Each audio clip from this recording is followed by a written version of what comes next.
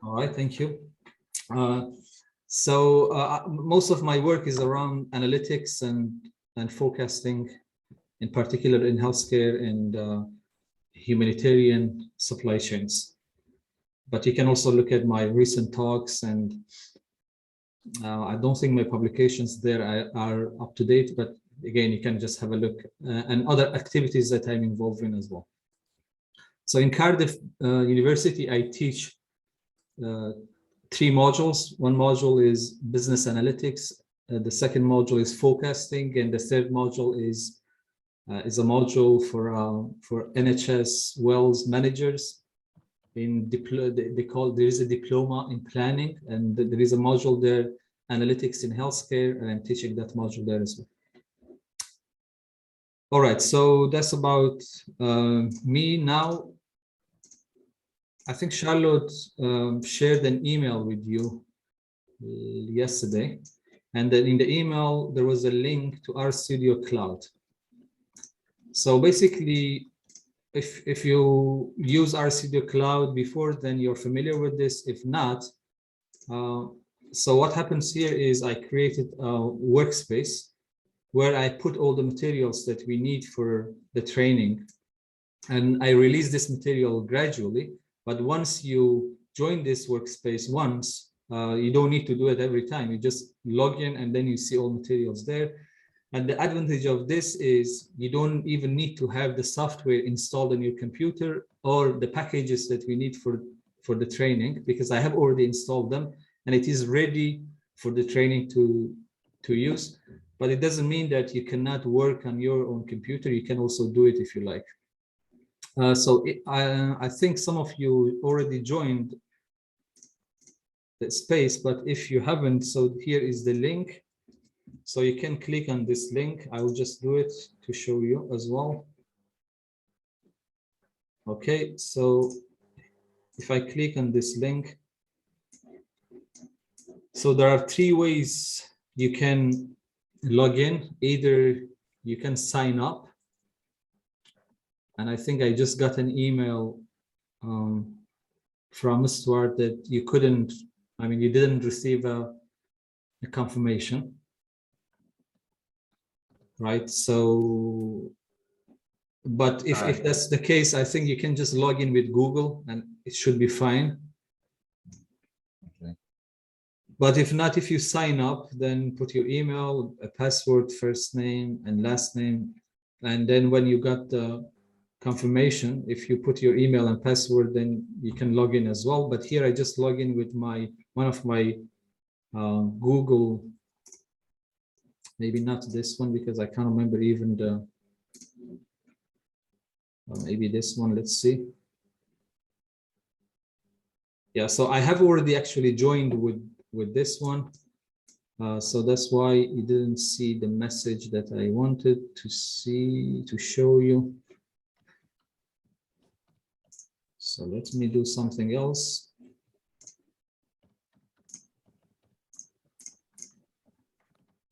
If I go to members, I will remove actually this one.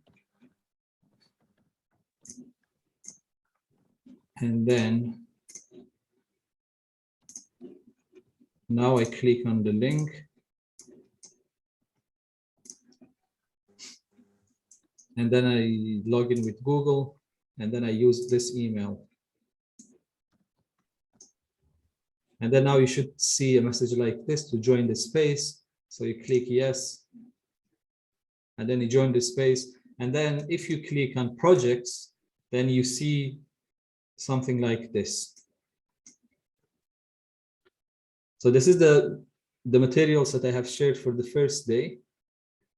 And you just click on the link or start actually there. And basically what you see is an RStudio environment.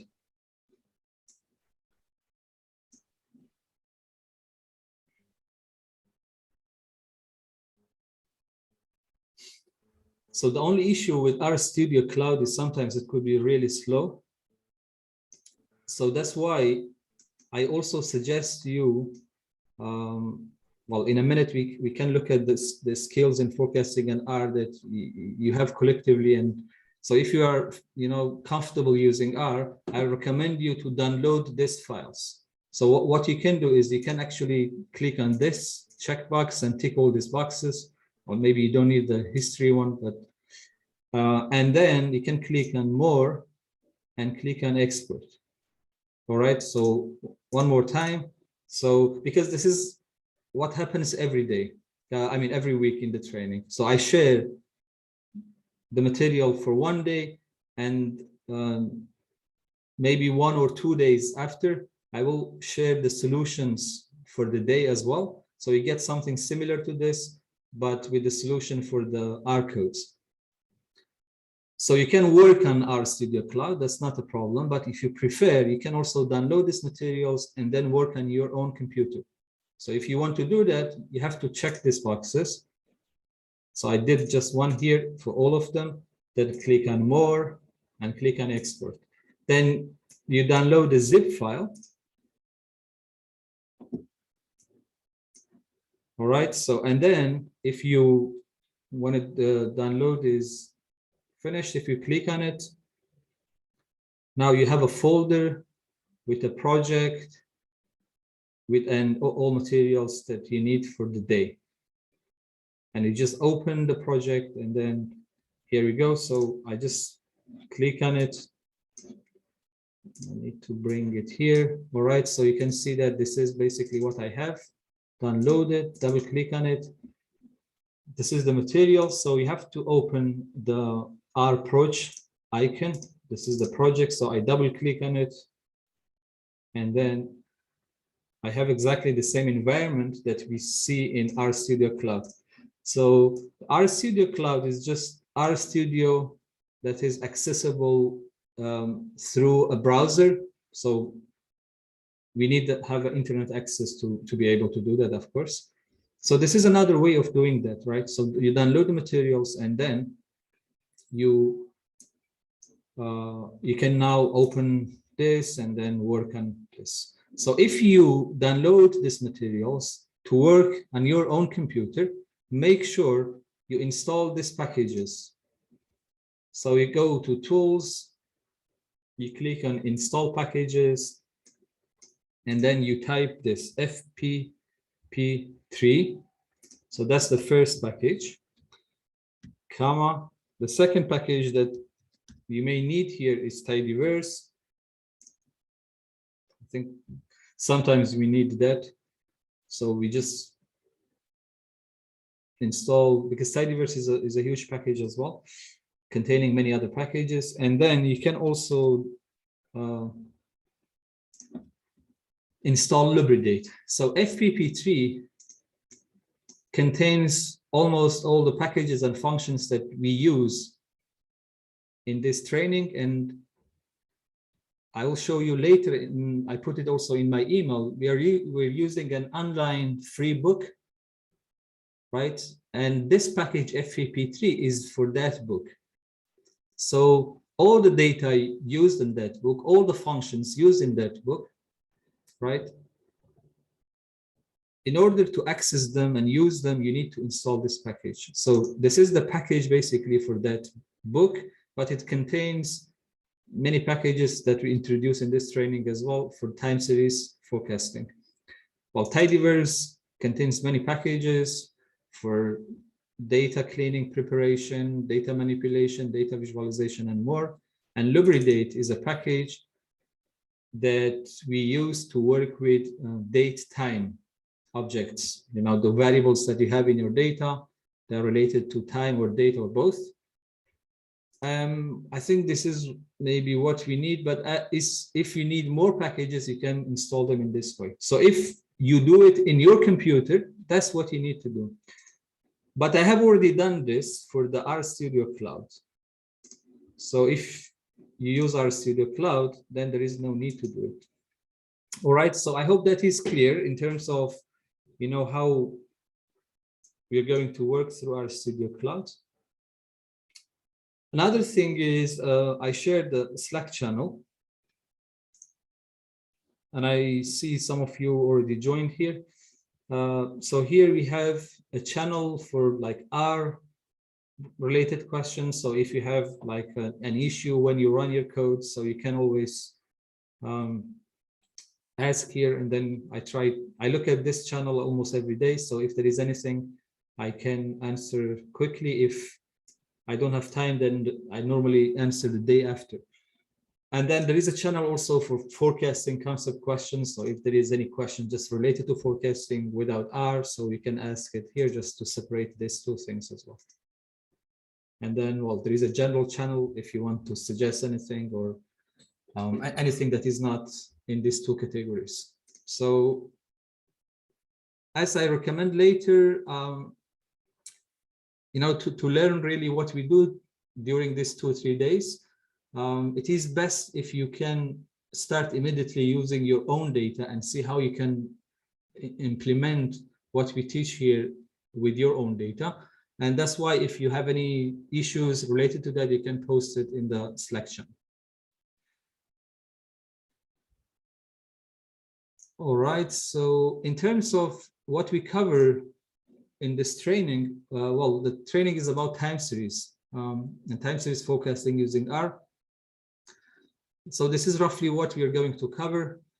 So we talk about the forecasting and its linked to decision making a little bit, and then we focus on the rest of the training, which is covering different aspects of the forecasting. So how to prepare data for forecasting, how to analyze the time series data using data visualization techniques and graphics.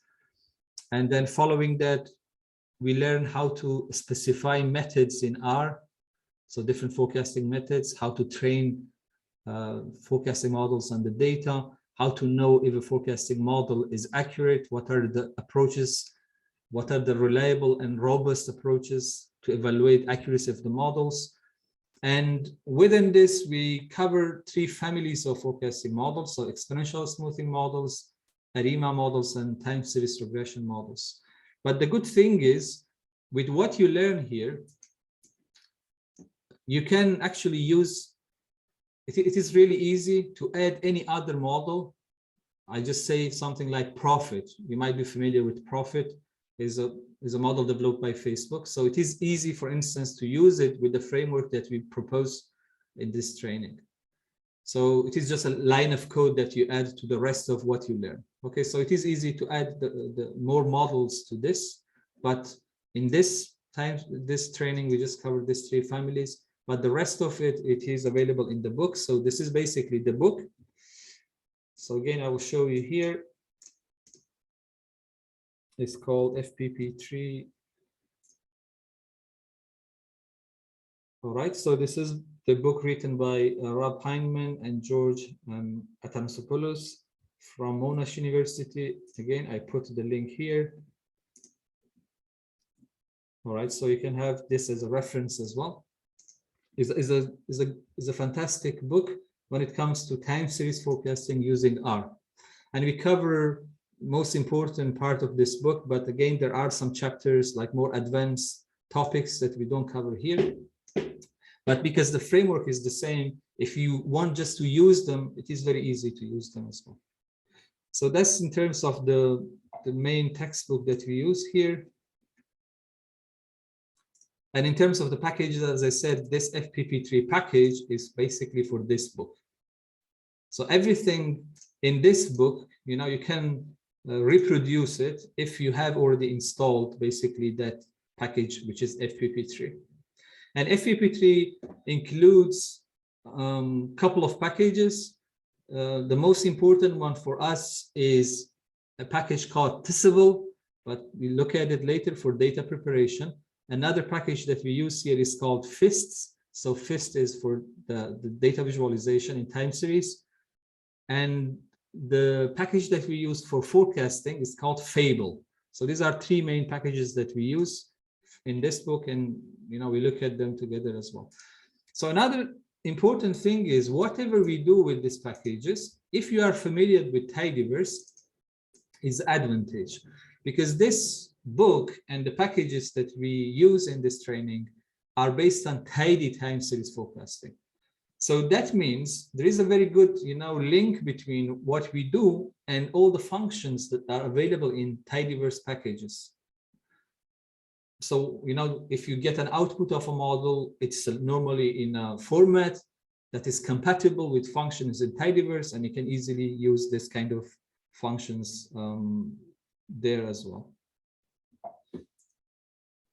I think that's probably, I don't know what is, yeah. So in terms of the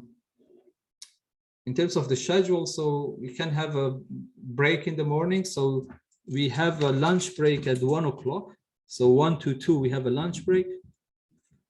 And then we have another break in the afternoon. So our break in the morning is around 11:30. And our break in the afternoon is around 3 p.m. All right, so I think that's what I wanted to maybe cover. So maybe another thing that I share with participants is, where in Cardiff University, every year we have summer projects. We have master students or our MBA students taking summer projects. So we have 3 to 4 months, and during this period they work on different projects. These are free resources, so you have one student working on a project and supervised by academic staff. So I think I have some projects, just very briefly, to give you an idea of what sort of projects basically we have here. These are all my other projects. So these are the projects that I supervised this year. For instance, these are master dissertation projects. So for local government, and again, John Snow, you may know them. They do a lot of work on vaccine distributions. And then again, in the past, I have also supervised some projects in this area. So if this is something you are interested in, and you want, I don't know, to explore something in the area of data science, forecasting, prediction, predictive modeling, or they're linked to planning and decision making, and if you don't have time or you don't have enough resources to do them, so we are happy to support you in that way as well. So if you're interested, you can get in touch by email, and I can give you more information there as well. All right, that's great. Now, one more thing. So I realized, I think some of you maybe completed because there are 2 actually polls. I think you need to click on, I can't remember how it works exactly, but I think when you submit one, you need actually to click on next or something to go to the next one. So this is a question about your skills in R, and it is great to see that most of you are familiar with R. And but just a quick question here: do you think I should provide 10 minutes, like a really compact introduction in R, and basically what is really important to know for our training at least? Do you think that is required or not? Because as I see, most of you, you're like from learners to user and comfortable and skilled. So I suppose you feel really comfortable. Okay, so if we have 1-2 people or more, probably needs that. So I can provide a very compact introduction to R and what is really important for our training. And then, so the next one. Okay, so it said this is the end of presentation, but let me see. So this one is in forecasting.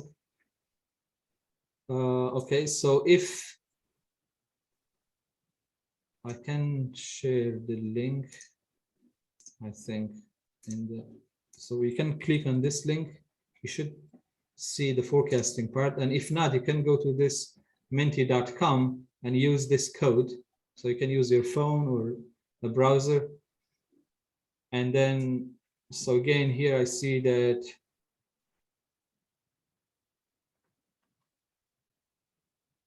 we have 3 people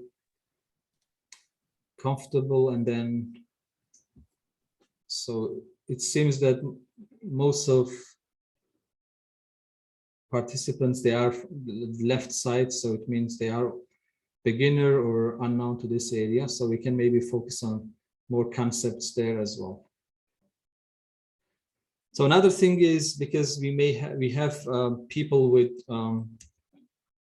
skills in R, so please feel free to jump in if there is anything that you find it useful for others. So always happy to, you know, if you want to speak, you can speak. You can unmute yourself and speak if you want to put something in the chat. So please always feel free to do it. So, and before I forget, please, whenever I speak and my screen is not shared, I appreciate if you can let me know. And it would be great if you can speak, because sometimes I cannot see the chat. So even if you put a message in the chat, I might not be able to see it immediately. All right, so I think I covered what I wanted in terms of housekeeping and what we need to start. And I think that is enough time for other people if they wanted to join as well.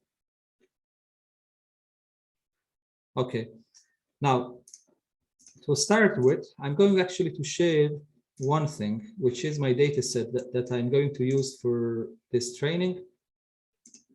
All right, this is the data set. And why I show you this? Because if you want to do time series forecasting in your organization, well, you need to have a data set similar to what I show you. What I mean by similar, it means you need to have at least one column in your data related to time, okay?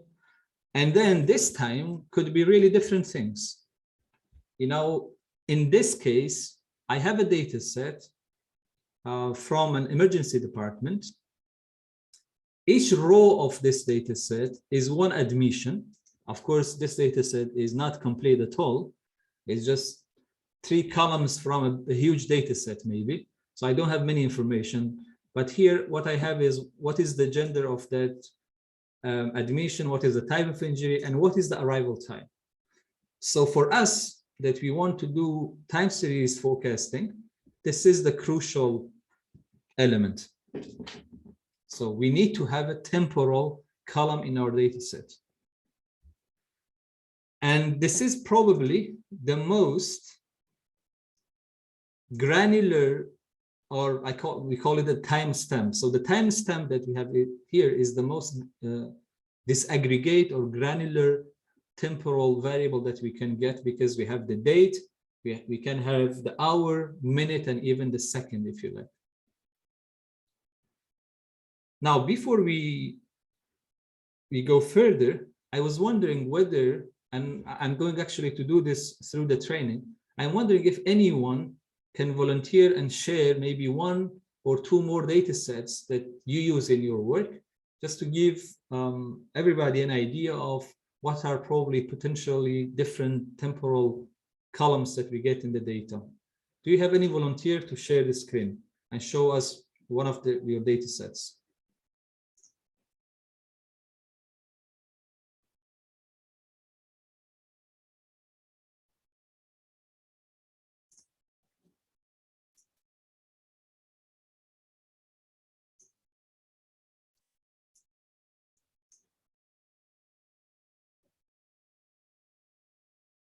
Well, let me first ask you whether you have a data set at first place. Do you have, like, in your computer or the computer that you use now, do you have any data sets with a column, with a temporal column or temporal variable? I have something, Bachman, but I just want to strip out the person identifiers from it before I share it. Is that okay? Is it Tom speaking? It is, yeah. Yeah, hi, it's Tom, everyone. I can actually make you a co-host. Okay. So yeah, I think what is important really is just the temporal column. Yep. And I want to see something else, maybe just to see, because here in this data set that I show you, as I told you, each row is one admission. And as you realize, I don't have a count, like a measurement. In some data sets, you may actually see measurements. All right. I think you can share the screen now if you... Okay, hold on a sec.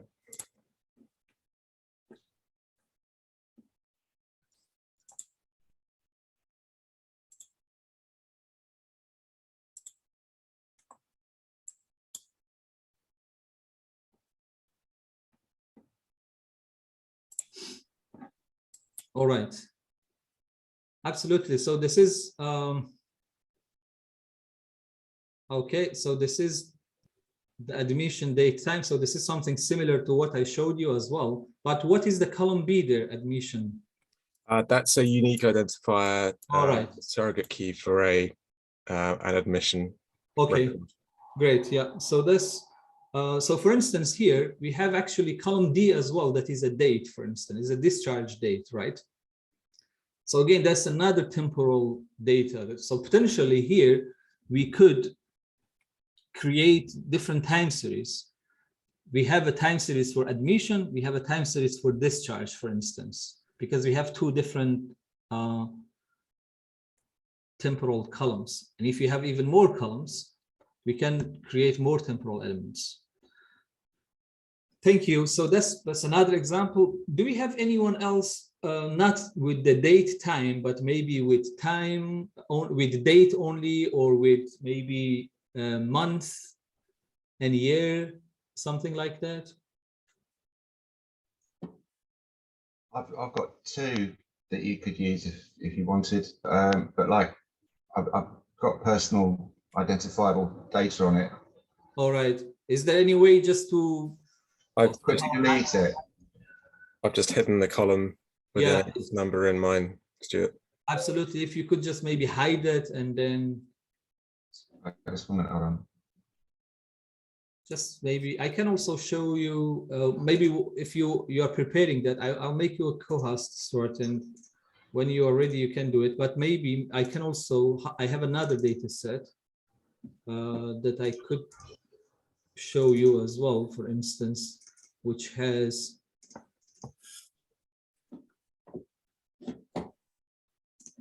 which is actually a bit simpler. So what we saw so far, like the admission date time is the most kind of complicated one, because we have to do a bit of data pre-processing to make it ready. But this is another example that I can show you. This is a blood plate demand, or the blood plate issue. So here it's pretty simple. I have one column that is date, so this is temporal. But now I have another column that is a measurement. So in each date, we counted what was the number of blood plate issued. For simplicity, I call it demand, but this could be just plot issued, right? So it is simpler than the one that I showed you, and also the one we saw in the TOM datasets, because it's arrival time, it has date and time, and we didn't have a measurement. Because when we define a time series, in time series, we have two elements. We have an element of the time, and then we have a measurement, right? So what is the measurement is what we recorded within that particular time element that we're looking at. So here we counted the number of plates issued in each date, and that becomes our measurement. So now this is a time series, and we can do forecasting with that, for instance. So before I move on, would you like to share the screen, Stuart, or? Yeah, just one moment. All right. Okay, so I think you can do it now. Okay, lovely. Okay, so here again, if you look at this data set, the first thing that you notice is column B, right? So, but can you tell us what is this data set? Yeah, it's activity for the last year for bone density tests. All right. Okay, so again, so this is the event date. I'm trying to see whether there is any. It seems that we don't have a measurement here, like in terms of something that we count every day there. Or again, we have another column like R here, column R, which is date reported. Again, you might be interested in, counting something, how many reports you had every day or something like that. So, all right. So if you have a date time in your data set, it means, okay, you can actually do time series forecasting with that. And then again, maybe, we come back to these examples, if you like, later as we go through the R part and then see, what we can do with this. So this is the starting point. We have a data set. In that data set, we have a column that is related to date time. Okay, now what is the next thing? What we have to do here?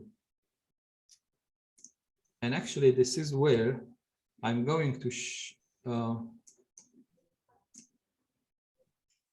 share a Padlet. I don't know if you have used Padlet before. It's a very nice platform for sharing things.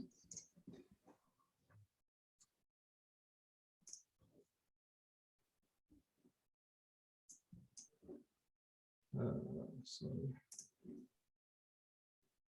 Maybe not this one first. This one first.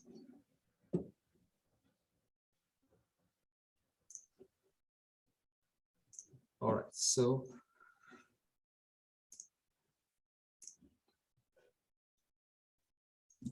okay. So I share the Padlet. You can click on this Padlet, and if you click on it, you should see this like yellow page here, and then there is a plus button in the bottom right. So if you click on it, then you can actually start typing there different things. So if you are not familiar with Padlet, this is how it works. Okay, so you just click on the plus and then you can type things. Okay, so what we are interested in here. So imagine you have a data set. And that's the starting point, but because we are talking about forecasting, there are a couple of important things that we have to understand right from the beginning. Well, the most important thing is we have to understand, why do you need forecasting? It seems like pretty obvious, but I can promise this is probably the most confusing things that I ever seen. And why it is important to understand exactly why forecasting is needed. There are a couple of reasons. Because first of all, forecasting might not be an easy task. So that's the first thing. So, in terms of getting the outcome that you need, for plenty of reasons, and we'll cover them during this training as well, why it is hard. The second reason that we have to define this is, well, it doesn't matter if you get the most accurate forecast model in the world and the most accurate forecast outcome. If you don't know how to use it, there is no value actually in generating that forecast. So generating the forecast by its own, it doesn't have any value at all. So that's why we need to understand how we have to use that in the first place. So by its own, it doesn't worth anything. We need to know how forecasting can add value. So the first thing that I mentioned is about, because it's difficult, and of course, so that's the first thing. The second thing is why we need that, because it doesn't worth anything by itself. And then finally, it requires also a lot of resources. Maybe it requires time, training. I don't know, sometimes you may need to buy software and so on. So does it really worth investing in those kind of things or not? So that's why we have to understand the first place, why do we need forecasting? Well, generally speaking, we need forecasting because you want to make a decision about the future, and because the future is uncertain, so we need to get an estimation of a variable that you're interested in and use that to inform the decision, or use that to inform the planning process, for instance. And you can find plenty of examples in your own organization.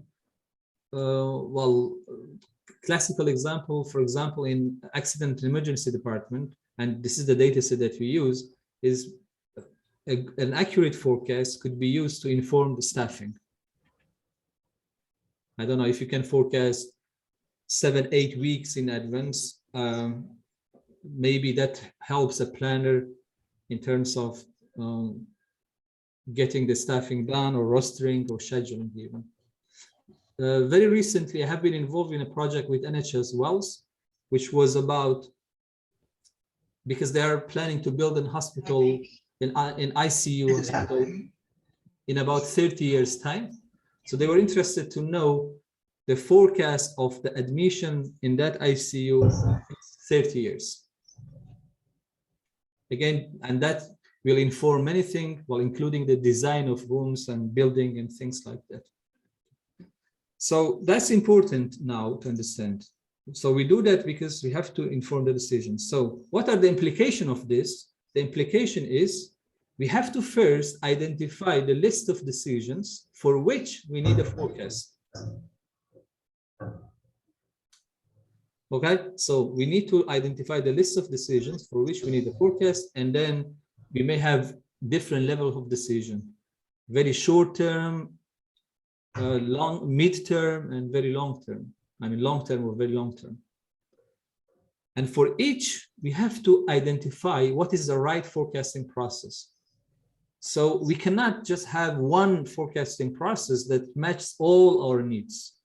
So that's why we identify the list of decisions, and then for each decision we come and we look at the forecasting process. Well, like any process, the forecasting process has an input, which is what is the thing that we want to forecast, and we talk about this in next slide, but also what data and information I have. And then following that, I have like a list of methods, and then that's what we try to also do in this training. Like we look at exponential smoothing, ARIMA, and time series regression. So we use them to capture the information, the systematic information, and then we talk about what the systematic information means exactly from the data, and then the algorithm or the model learns this and then use this to forecast the future, and then that will input to the decision-making process. Okay, so this is basically the first thing that we have to do in practice. Okay, and again, to reiterate, because it doesn't matter which model you use, the most accurate model that you find in the world, if you don't use it, it doesn't worth anything. So that's why a forecast doesn't exist for its own purpose. And there are at least one reason that why you generate it. And most often these reasons, which are the decisions, help you to identify what to forecast. And why this is important, because it has many implications in terms of how you generate the forecast and even how you measure the accuracy of the forecast. So we can have a very quick look at this part before actually going to look at this input part in a more detail. So what the process looks like in general.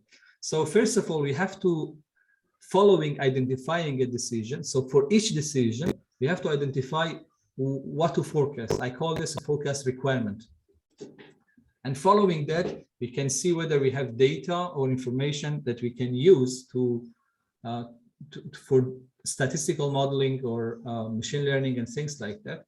If there is no data available, including the data in the past or the future, I'm talking about quantitative data basically in this case, then, well, we cannot really do any statistical modeling probably by its own. So we can maybe, we can look for other solutions, and one of them is look at what we call the judgmental methods. But this is not something that we cover actually in this training.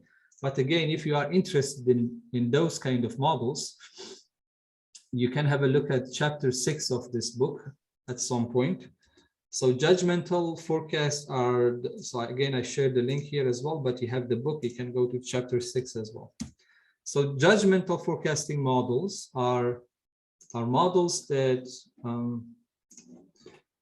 are those models that are based on people's opinion, experience, expertise, and so on, right?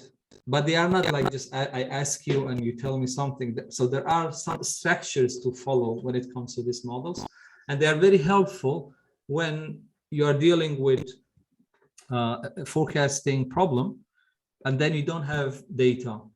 This is quite common when you do forecasting long-term things, like very long-term. In the case of hospital that I mentioned with NHS Wales, we had to look at some statistical models, but also add judgmental methods, because it's really 30 years is a lot of, it's long-term, and many things may change, and we need people with experience in that particular area. So that's why the context knowledge is so important. And then combine these two things together to maybe do something meaningful. So here you have to ask yourself this question, and whether you have that data or not. If not, then maybe you can consider judgmental methods. Depending on the situation, you may also, find similar data set to what you want to investigate and still do some statistical methods. All right, so if you have the data, and what I mean by data mainly is quantitative data here available, then you can start doing some data visualization, data preparation, data visualization, and so on. And that's what we do in this training as well. So prepare data for forecasting and understand it. And following that, we specify the method and we train the method on the data. Training method is, you can also hear things like fitting a method and estimating parameters. So we can also talk about that. And then we generate the forecast and you evaluate how good the forecast is. Now, there is one more step. In practice, people may generate forecasts using statistical methods or machine learning, but then they have to adjust this forecast. So the forecast generated by a statistical method might be adjusted, again, based on people's opinion. With the context knowledge, they are aware of things, and then they can change it. Now you can change this for many reasons, but maybe there are two questions that you can ask yourself, and if the answer to this question is yes, then maybe you can actually adjust this. Otherwise, maybe you can just leave this forecast alone and just trust the statistical methods. The first question is whether there is any new information that has not been captured by the methods looking at the past data or even the future data. So if there is any new information and you're sure that this has not been captured by the model, then you may have a reason to do it. But also sometimes the models that you use might not be able to capture some information. It's not new, but it's just something that is omitted and the model didn't capture it. So if you have the information related to this and the answer to this question is yes, then you may adjust it and that use it as a final forecast. Otherwise, you can just leave it as a statistical methods output. If you want to do this kind of adjustment, what I recommend is always take a note why you have done this, why you made this change.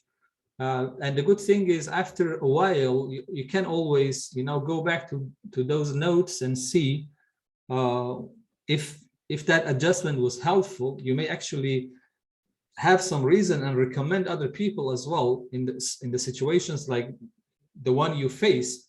This helped, maybe it can help others as well. But maybe you can go back to your notes and you realize maybe it was not the right things to do, and then maybe you stop actually doing this kind of thing as well. So it is always important to to keep this feedback and notes and go back to them and see why you have done this adjustment. So this is like a brief summary of what is the forecasting process that we go through. And then if we focus on the statistical part, because this is really what we do in this training, we can actually have 5 steps. So we define the forecast requirement for each decision. And then we see whether we have data or not. Sometimes, you know, you may have data in your organization. Sometimes you may use public available data to complete that data set and do things like that. So you'll see whether you need to do it or not. Then you prepare your data and do some visualization. Specify methods. These are the things that I mentioned before as well, fitting models, and then evaluate the accuracy and using them. Now, I want to jump into the most important one, which is the forecasting requirements. So what to forecast, basically. All right, so for each decision, we have to determine the forecasting requirement. The first thing that we have to determine is what I call the forecast variable, or you can call it an outcome, or maybe a response variable. So again, these are different notations people use. Okay, this is the thing that we want to forecast. I don't know. In our data set, I want to forecast the number of A&E admissions. So that is my forecast variable. Maybe you want to forecast the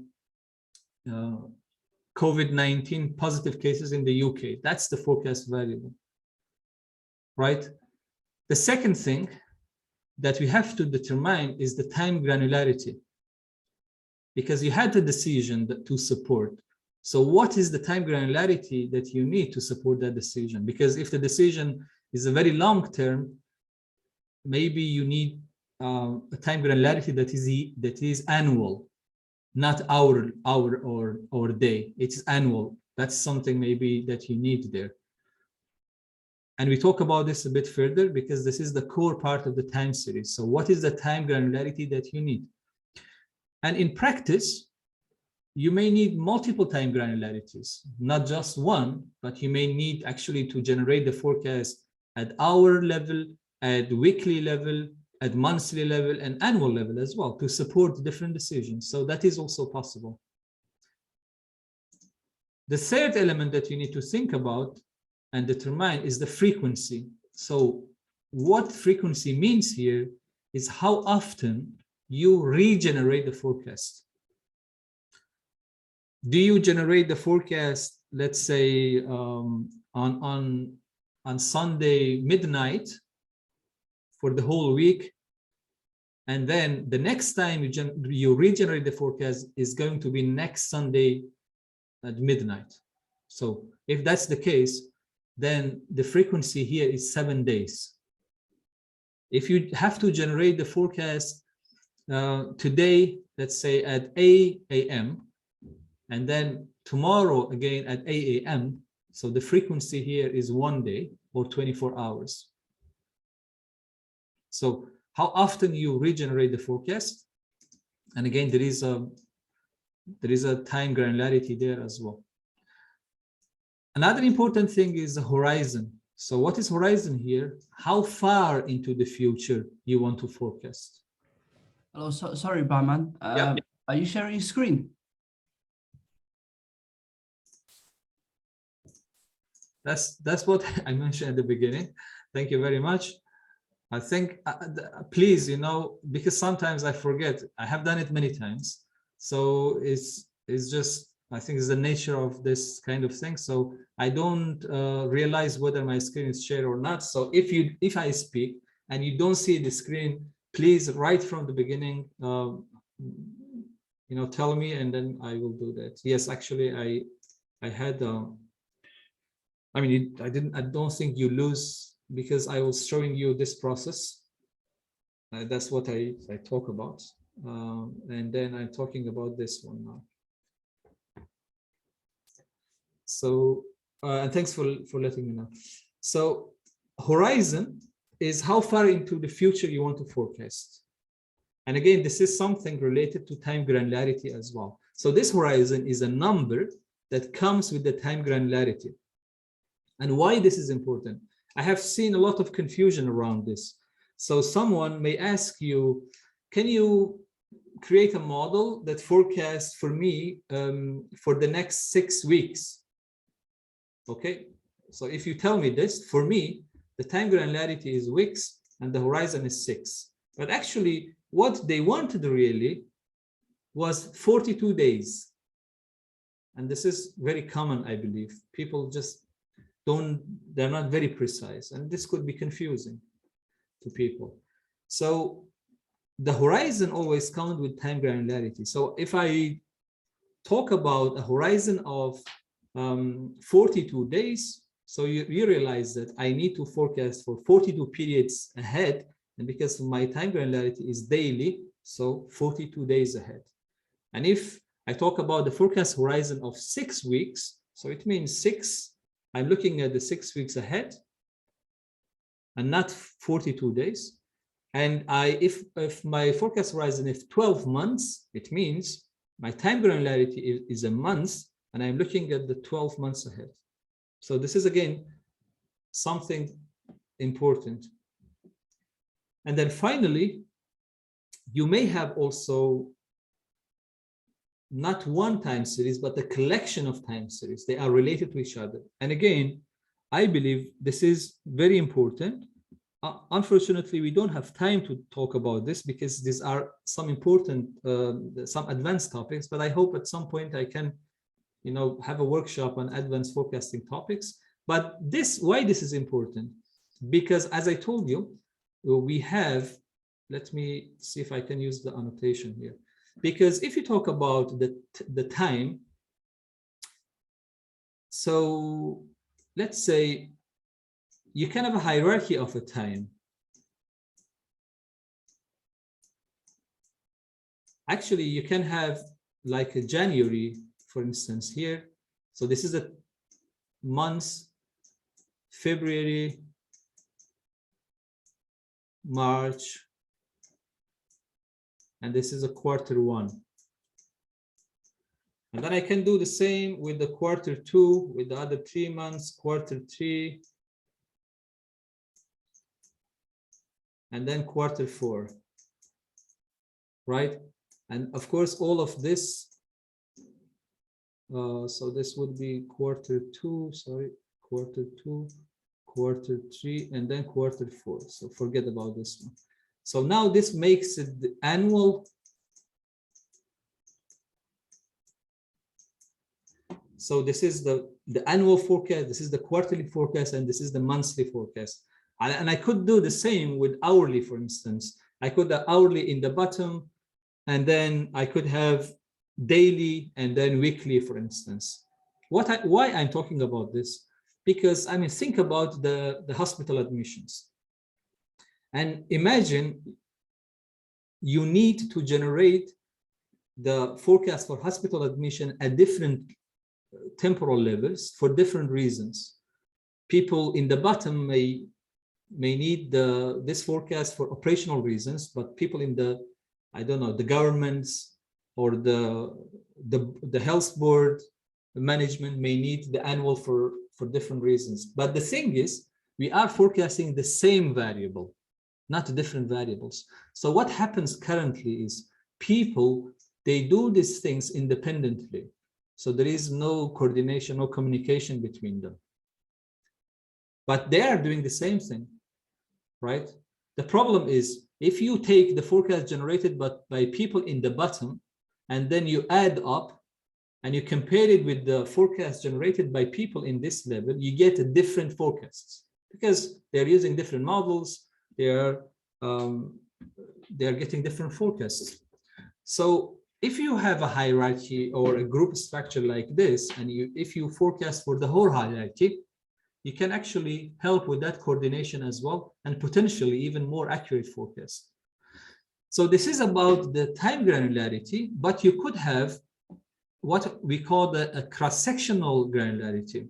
So you can have a collection of the time series, and then you can break it down into a hierarchy. This is this is very easy with the geographical locations.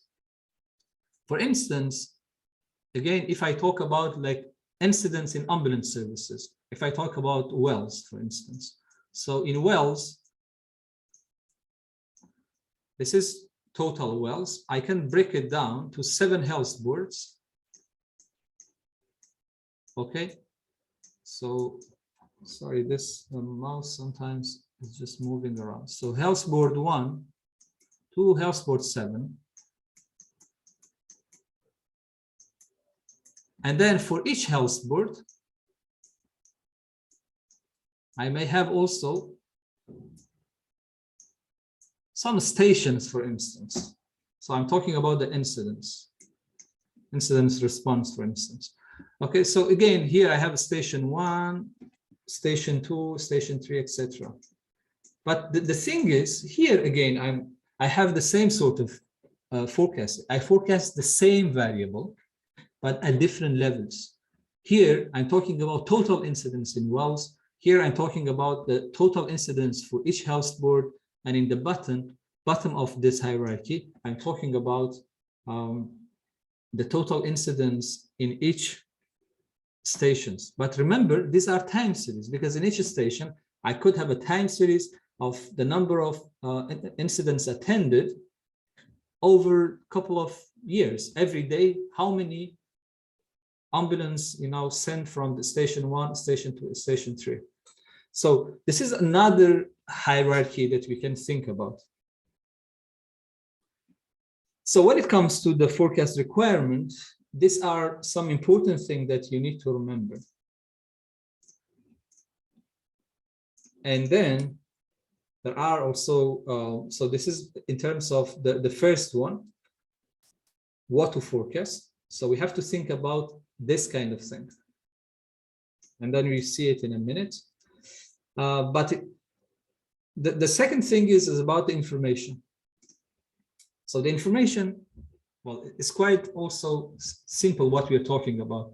The first thing is we talk about the same information as the forecast variable, but in the past. So we talk about past data of the same variable. If we want to forecast hospital admission, we look at the historical hospital admissions over any number of years that we recorded those information. But in addition to that, we may have some other useful information for the forecasting. So I categorize them into 3 sorts of information. The first one, I call it a deterministic sort of variables of information. Well, a good example of this is holidays. So holidays, I know holidays in advance. So they're not going to change. I know when is Christmas, when is New Year's Day, etc. in the future. So this is a second source of information that I could use in forecasting. The third sort of information is, I call them stochastic variables or stochastic informations. So these are some potentially useful predictors that I can use, but the problem is they are not known in the future. They are not deterministic. They are changing, and the only way for me, if I want to use them, is either use the past information, but if I want to use the future information of this stochastic variables, I have to forecast them. For instance, if you believe that temperature is a relevant variable to A&E admission, so if I want to forecast for next 7 days and I want to use the temperature of the day or even the day before to forecast the A admission, I need to have an estimation of the temperature, for instance. And because I don't know them and sometimes I have to forecast them, this may bring an additional source of uncertainty. So that's why we have to be careful in using this kind of variables. And in addition to that, well, we have judgment, which is about, you know, the sort of information that you, as the person with the context knowledge, with the experience, right? So you have, and you can add to this. My recommendation is always like this. Always start with the historical data. These are very important source of information. And you cannot maybe believe this because in many cases, this could be enough to give you a good estimation of the forecast variable that you want. Of course, it depends on the situation, but in many cases, it will help. So you have to always start by that. Following that, see if there is any deterministic variable that is useful for you. So you can always include them because there is no cost and then there is no estimation, that are fine. But when it comes to stochastic variables, you need really to be careful in how you use them and whether they are going to be really helpful, because if you want to use them, you may need to get an accurate estimation of them in the future as well to be able to use them in your models. Okay, so the recommendation is historical demand has a first priority, then adding the deterministic variable, and then adding the stochastic variable. And then you can always adjust that using the judgmental method that you have there. Well, there are also some other consideration, if you like, how much the forecast costs, because that's what I was talking about at the beginning. Because if it costs a lot, do you really need to invest in this? You know, and do you know how to use it at the first place? So does it really worth investing on this, etc.? Another important question is about, do you want to understand the model, how important it is? And this basically goes back to a discussion around these two dimensions. So when it comes to forecasting, machine learning, all the things, you have normally two dimensions. We call this flexibility. I just use F, and this dimension, we call it interpretability. How easy it is to understand the model. So interpretability and flexibility. So in flexibility, we have the restrictive models here. This is like a simple linear regression. Okay, we have a very restrictive model. And when I said restrictive, it means they are just linear. So they're not adapting to the situation. Regardless of how your data it is, this model are just lines. And then here in this part, we have the most flexible ones. So it means they can adapt to the situations easily because they are more flexible.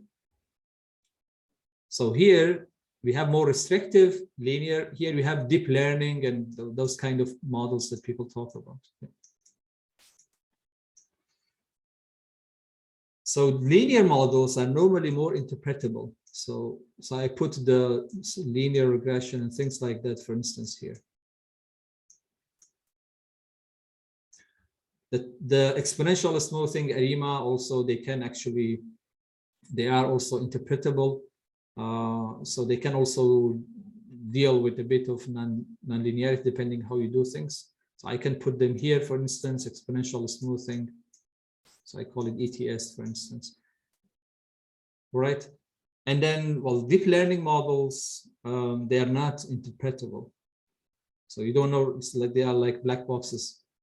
So again, the question is how important it is for you to understand what is going on in the model, and then whether you can understand that or not.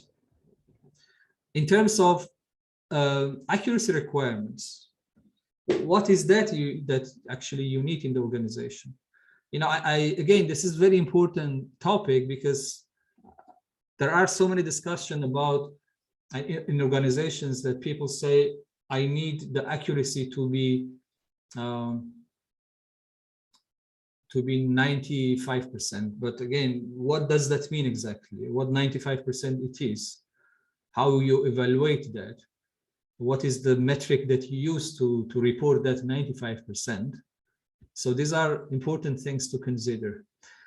And I would say probably the most important part that is not discussed often in the training as well. Actually, we don't discuss this quality of data because, first of all, it's boring. And unfortunately, when it comes to the quality of data, the data could be incomplete or not a good data for so many reasons, right? So, and again, it depends on the data, but maybe it's worth also at some point have something around different ways that we can deal with data quality issues.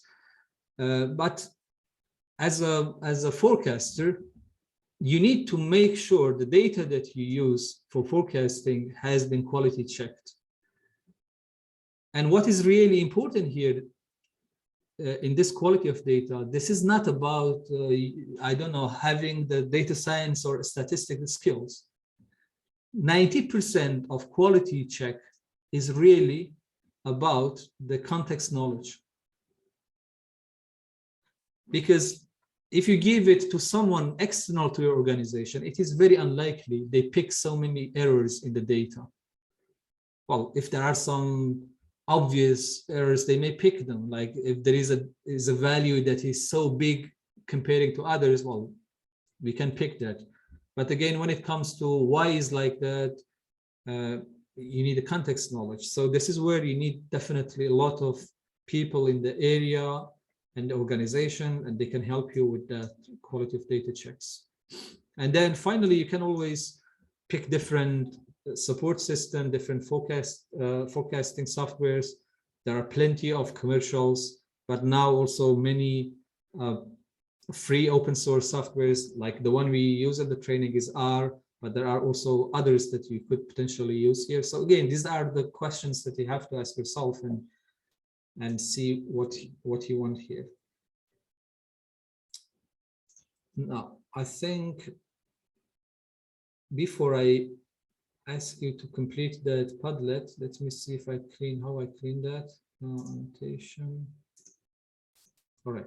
So because in the training, we're focusing on the statistical part. Basically, what we do is we focus on the tidy time series workflow, which is focusing on the statistical part, and we can summarize it as this main step. So you have to prepare the data for forecasting.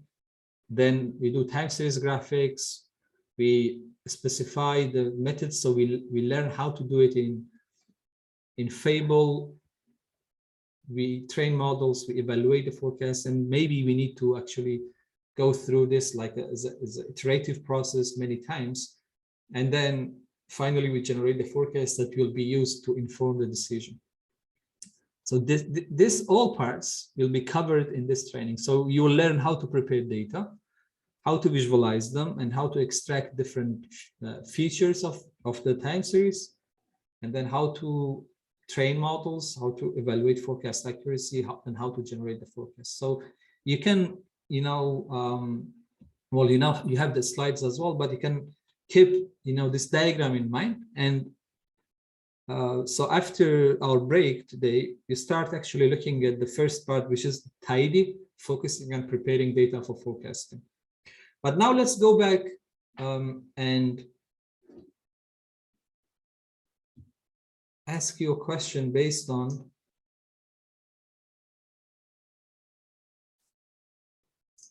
here. So I have already shared on the screen here. So one thing that I want you to think about in your own work, or even not your own work, maybe in your organization, if you don't have anything in your work, is what we have discussed so far. So basically, click on this plus. Here, can you type a decision? Just one decision for which you need a forecast. Okay. So for instance, I can put something like A&E staffing. So that's the decision. And here I talk about the forecasting requirements. So in the forecasting requirement part, you can also highlight this kind of thing. So I have to determine a couple of things. So what is the forecast variable?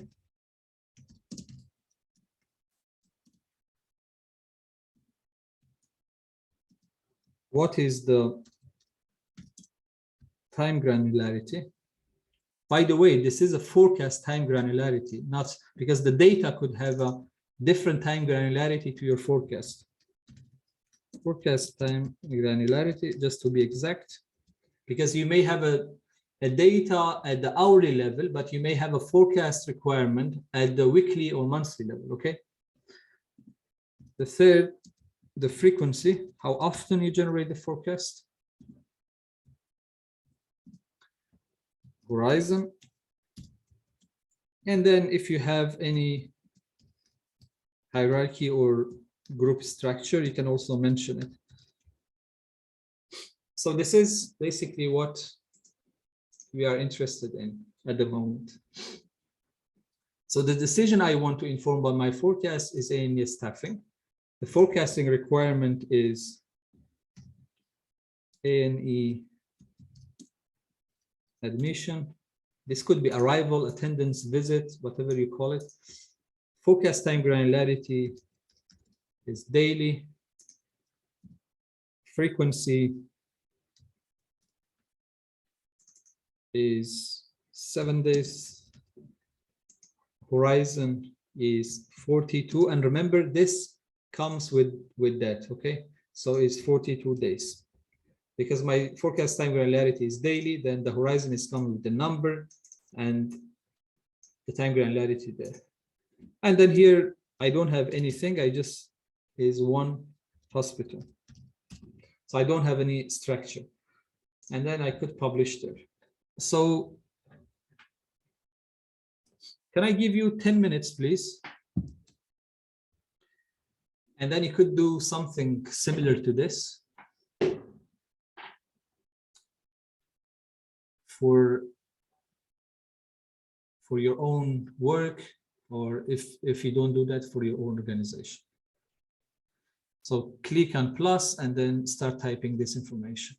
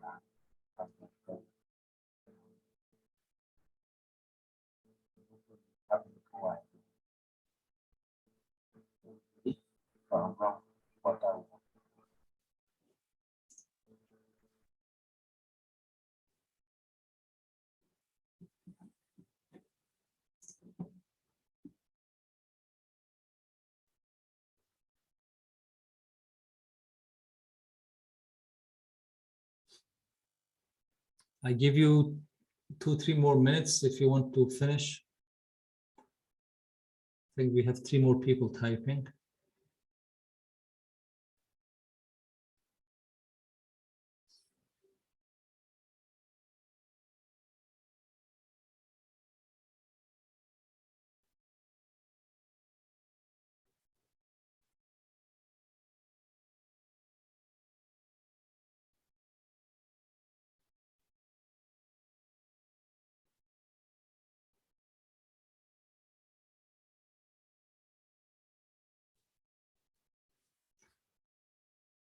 So there is one in this example of meeting minimum standard for clinical wait times in prison healthcare, but this is a very interesting problem, by the way. But there is one thing: if your forecast time granularity is monthly, how the frequency could be daily? Because remember, frequency is how often you regenerate the forecast. So if the time granularity is monthly,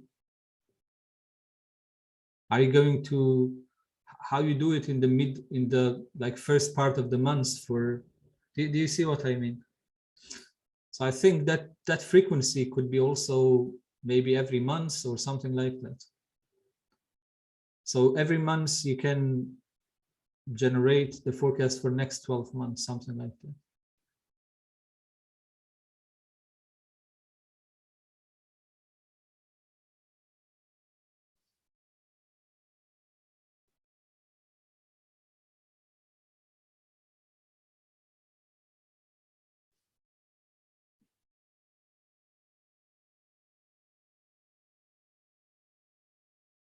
Yeah, so again, there is interesting because there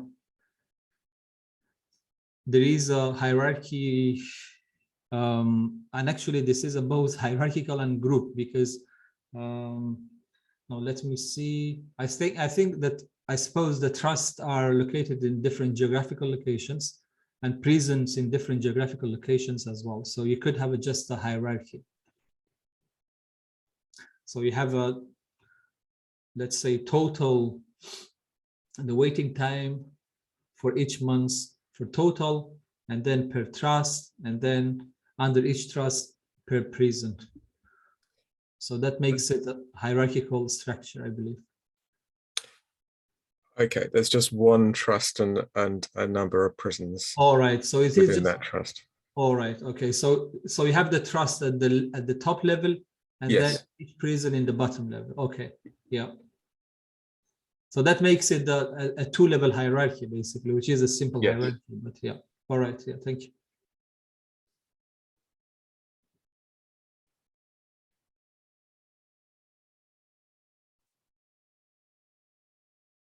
And then in the density test activity, we have again hierarchy. Again, I suppose we have 3 sites, and then at the top you could have total as well, which means the summation of 2 sites.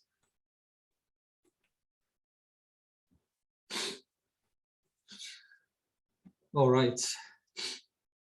Well, thank you for participating. I will encourage the others to participate as well, because we're going to have more like activities like that in the training. So it would be great to have all of you participating. Okay, so basically this is the first thing that you have to do. So you identify a decision, and then for a decision, now you come and then you identify the forecast requirement.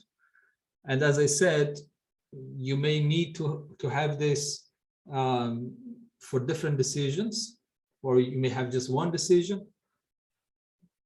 right? So if you have multiple decisions, then you may actually need to do this exercise multiple times. So for each decision, you determine the forecast requirements, and then later on you will see how you can generate the forecast to satisfy all these different decisions. Now, we can, I think, have a break, and when we are back, we'll start talking about the forecasting, and I will give you an exercise as well to reflect on. And based on what you told me here, but the problem is we had only 5 people participated, but we have at least 6 or 7 more people. So I would like also you to participate if you want.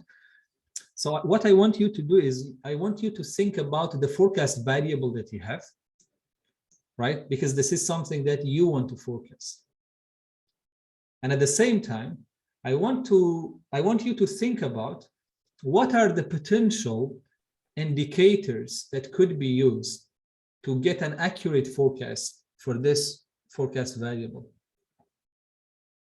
All right, so we have a forecast variable and we have a potential, let's just call them potential indicators for now. We have a more precise name for them. So we have a forecast variable, we'll have potential indicators. So the idea is to see what are the potential indicators that could be used to forecast the variable that we are interested in the future.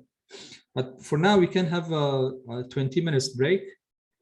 So it is 11:30. We can be back at 11:50. And when we are back, we can discuss now this problem. All right, I'll just put the time in the chat. And then after that, I think I will provide a short introduction on, a compact short introduction on forecasting, because on R, sorry, because after that we go now to R Studio Cloud to talk about tidy data, which is preparing data for forecasting. So we are back at 11:50. So we can have a break, have a coffee or a glass of water.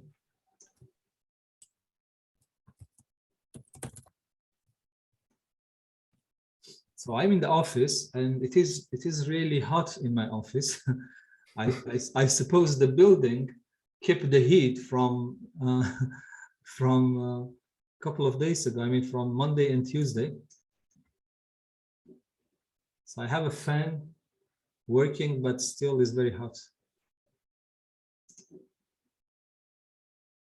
So I'll pause the recording as well. I will start it when you're back.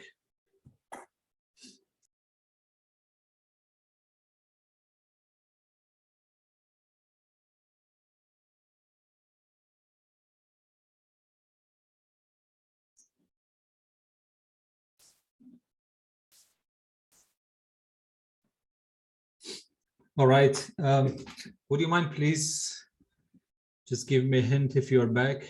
Maybe just put a yes in the chat room.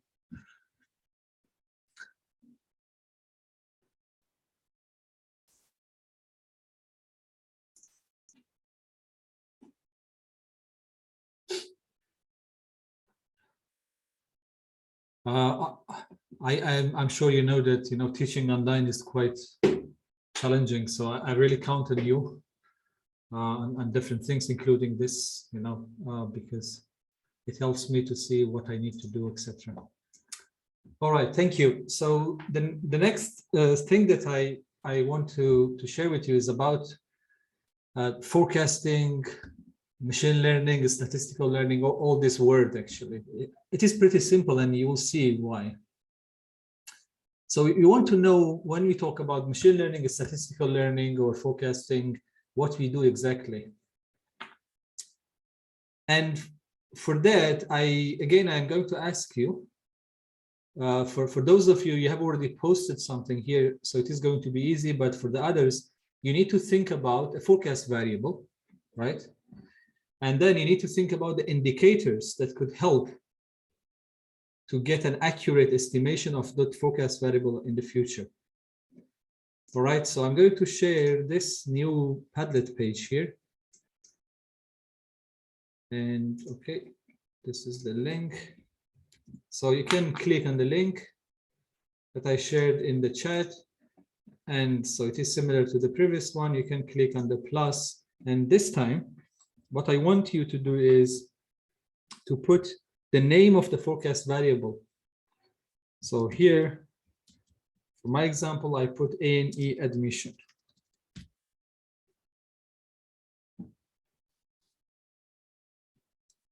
And let's assume we give a name to this and we call it Y, okay?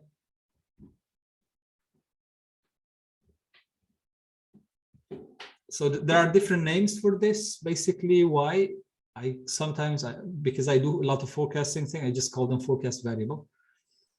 So forecast variable, response variable, target, dependent variable, these are all names that we could use actually when we refer to this Y here. And then here in the box, I want to provide a list of indicators that could be helpful. For instance, I say,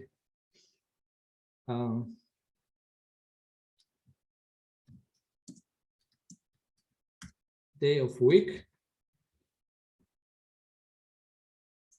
To be very precise, because we have already discussed about the forecasting requirement, I just make sure that I talk about the daily accident emergency department. So I put a day of week as an indication. I put the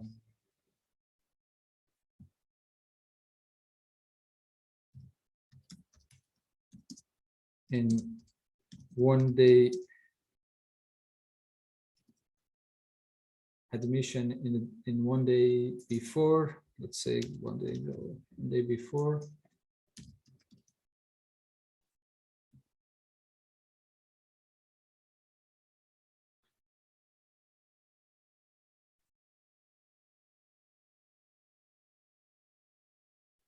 I can think about other variables, temperature, etc.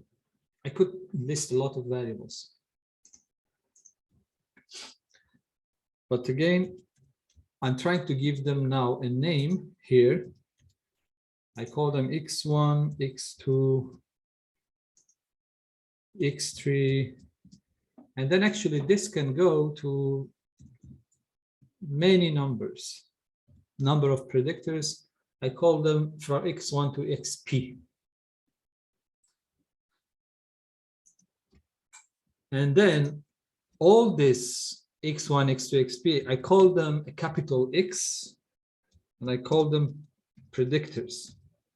So this is a more like specific name for this. But again, we could use predictor. Some people use independent variables and things like that. But I like the name response variable or forecast variable and predictors. I think it is better names. All right. So this is basically what you need to do. And so I'll give you 5 minutes. So it would be great if you can contribute to this as well. So just click on the plus, put a forecast variable or response variable at the top, and then a list of predictors at the bottom.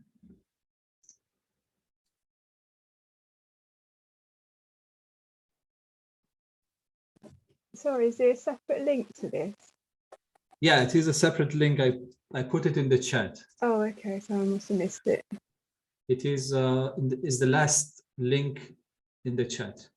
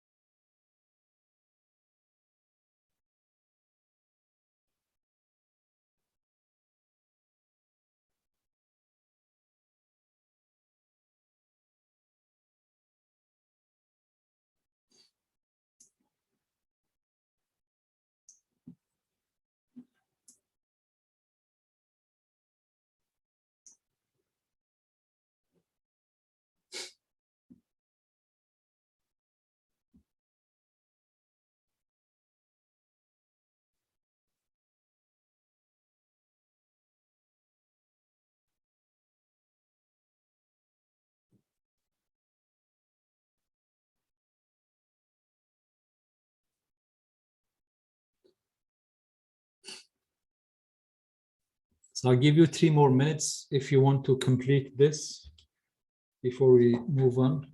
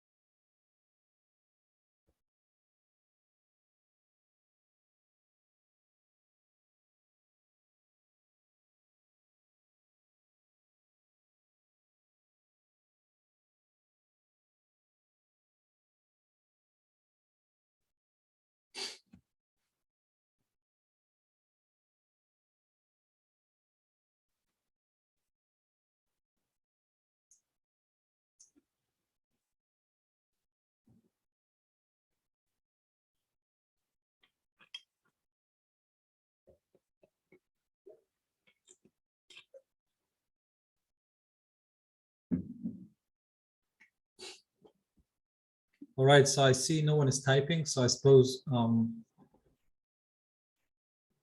we got 5 participants here. So these are exactly what I expected to see. So for all these examples, so we have the forecast variable or response variable, and then we have a list of predictors. Okay. So, and this is like a very common assumption actually in any forecasting exercise, or you can call it a statistical or machine learning as well, because we are doing exactly the same thing. Okay, so we suppose that we observe a quantitative response variable or forecast variable like y that we have here, and we have p different predictors. That is going from x1 to xp in our case. So for example, in the wait time for a clinical appointment, it goes from x1 to x6, in others to x5, x11, etc. So it could be any number of variables that is there. So my question now is, what do we do in forecasting or statistical or machine learning, given this response variable and the list of predictors that you have?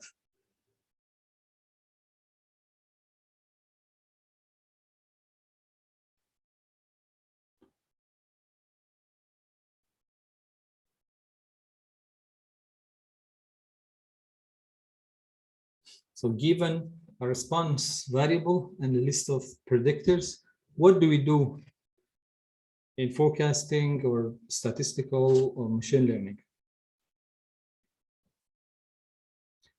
You can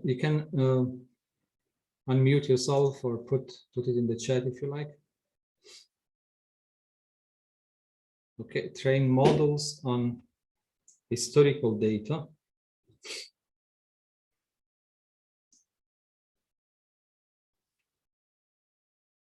If you want to be more precise, given this 2 set of information, because as I said, we assume that we observe them. We observe y and we observe all these x predictors.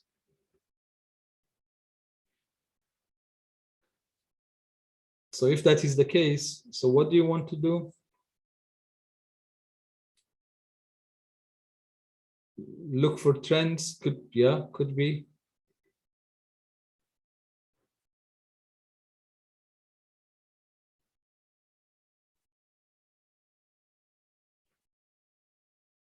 Any other thoughts? Understand impact of each predictor and response variable. Yes, I think that could be the case as well. We use predictors to predict the response variable. Given predictors, we can predict the predictor in future using some kind of model.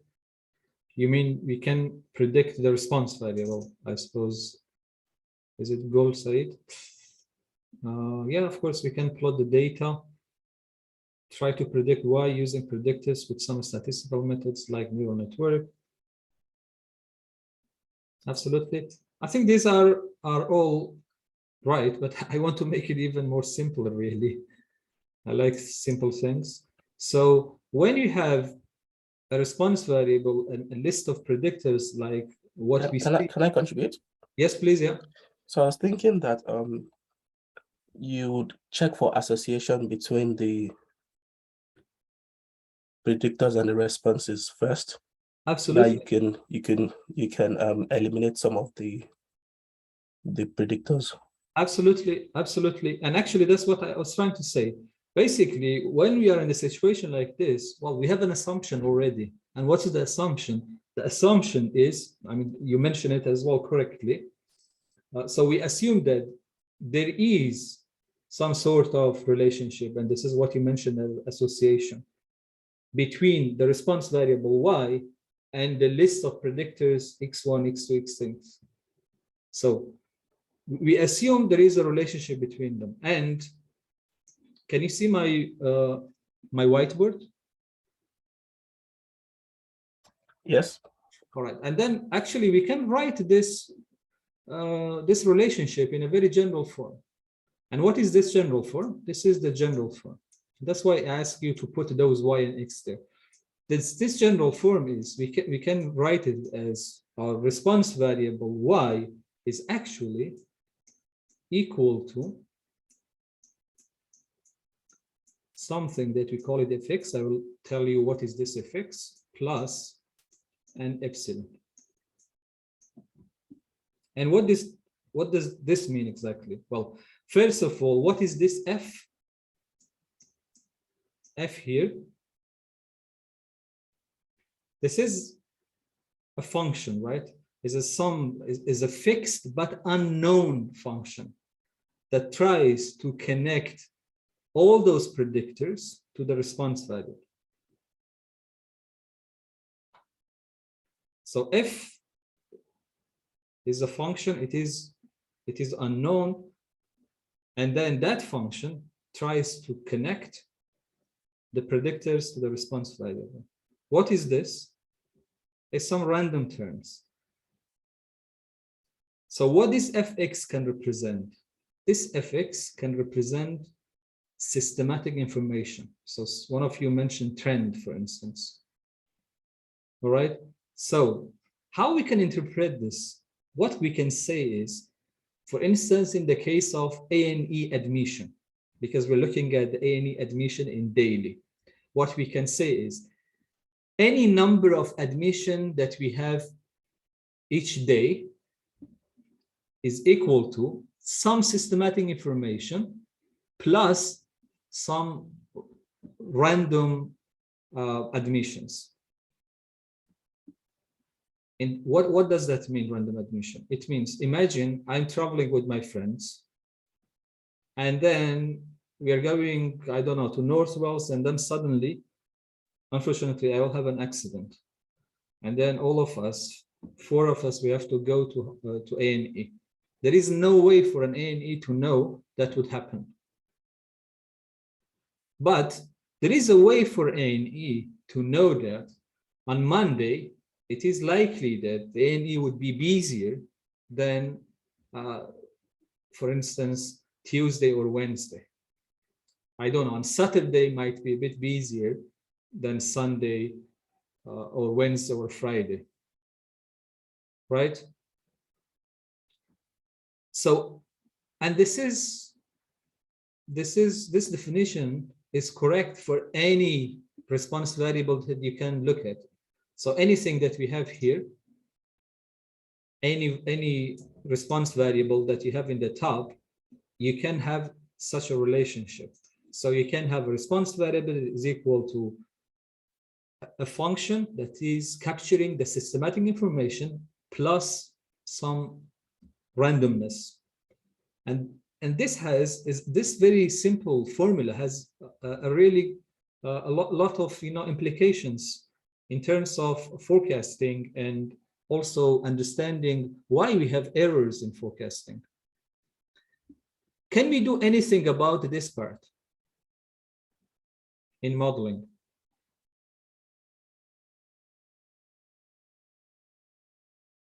All right. Can we do anything about this? No, this is randomness. We cannot do anything about that in terms of forecasting.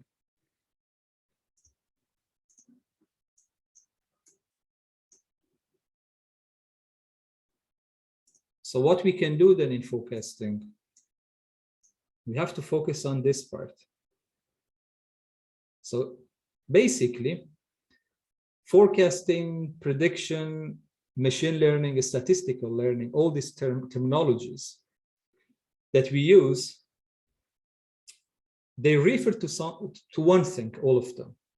They refer to a set of approaches or procedures or algorithms to estimate this F.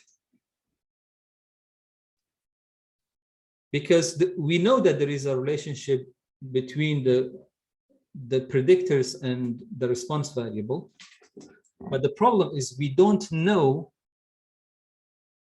the true relationship. Let's put it like that, the true relationship. You would never be able to do that. You would never be able to get the true relationships for many reasons, because we might not be able to identify the right predictors, first of all. They might not be available to us at all. So we don't know the true relationship. So what we have to do, we have to estimate that relationship. And that's what we call F hats. Basically, all machine learning, statistical learning, forecasting, they try to do that. Well, the simplest form that I can give you here, and everybody probably understand, is a regression, right? So we can have the beta 0 plus beta 1 x1, and then because I don't know the true relationship, I have to estimate all this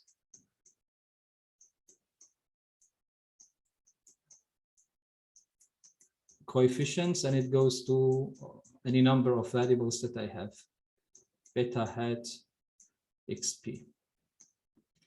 Okay, so this is basically that F hat that I'm talking about here.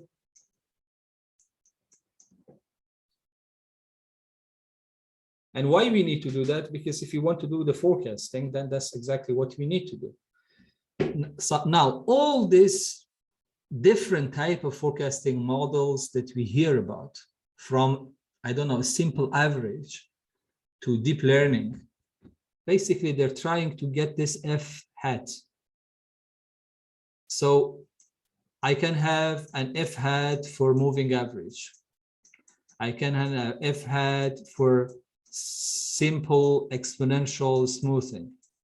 I can have an F hat for neural network. Again, you need to be specific what we do. So you get the idea. The idea is we try different approaches to get this estimation of F hats. And that's what we do in forecasting and statistical learning and things like that.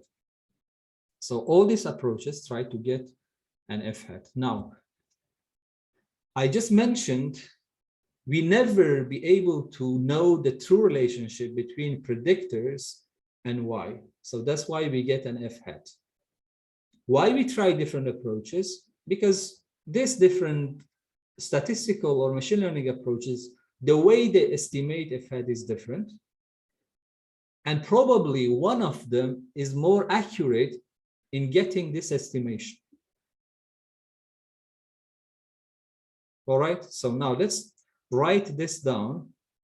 So if I want to forecast using this, what I can do, so I use hat for estimation, or in this case is forecast. So if I want to forecast Y in the future, I'm relying on the estimation that I get for the fx. Why? Because I cannot do anything about the error term. That's the first thing. The second thing is, in getting the estimation of f hat, I don't know the true relationship. So I'm trying to be as close as possible, but I would never be able to get exactly what is there because I don't know what is there.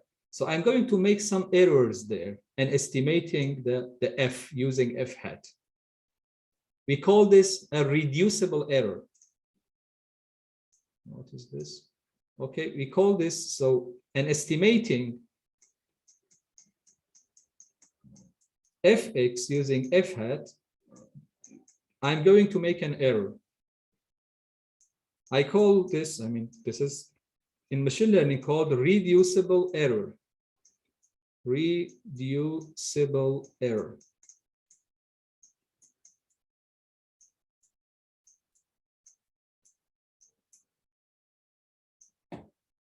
Okay, so why we call it reducible error? Because if you have the approaches that are capable of capturing the systematic information better, well, there is a chance that you get a closer estimation to the fx. So you can reduce this error to be closer.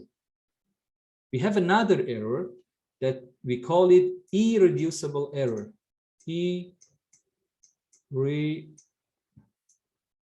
Irreducible error. So what does this mean? No matter what, you're going to have some errors because in any phenomenon that you're investigating, any forecast variable that you're investigating, you have these two parts. Okay, so you have always irreducible error. Of course, it depends on the variable that you're looking at. Some variables may have naturally very low irreducible error, but something like A and E, it is likely they have a bit higher irreducible error. And this has implications because based on this definition, we expect any forecasting to be wrong. Because by definition, we are not able to capture that irreducible error. And this is why it's very important when we talk about forecasting later, we have to learn how to also provide, how to acknowledge or provide uncertainty around whatever we forecast in the future. All right. So this really summarizes what we do in machine learning, statistical learning, and forecasting, predictive modeling, whatever you can call it. So we have a quantitative response variable. You have a list of predictors. You assume that you can generally represent the relationship between them using this equation. The fx part represents the systematic information. We talk about them a bit further, like trend, like seasonality, this day of week, temperature, all of these things. We think they are associated with y, plus some irreducible error. And then what is our task in forecasting or machine learning is to get an estimation for f using all those predictors. So, and because we don't know the true relationship, we have to estimate them, right? Then we always get some error here. But the good news is we can reduce that error by getting more systematic information, by identifying the right predictors, right? But we would never be able to do anything about the irreducible error. And this irreducible error, they could be just random events that happen, but sometimes it could also include what is not actually identified here. There might be a variable that we are not aware of. We have never came across it. So we don't include it in our predictors. So that epsilon could also actually include that kind of things as well. But because we're not aware of it, so we just include it as a irreducible error, because if you are aware of it, well, we can include it there in the predictors. All right, so this summarizes what we do in the machine learning, statistical learning, and forecasting. Well, at the end of the day, basically, what we try to do is we try to calculate an error, actually. All right, because we get an estimation.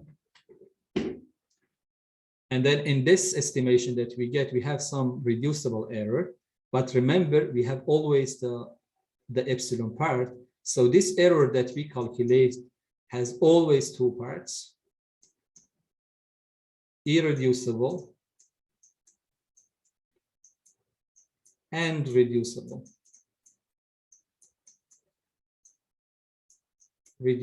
Now, imagine for a second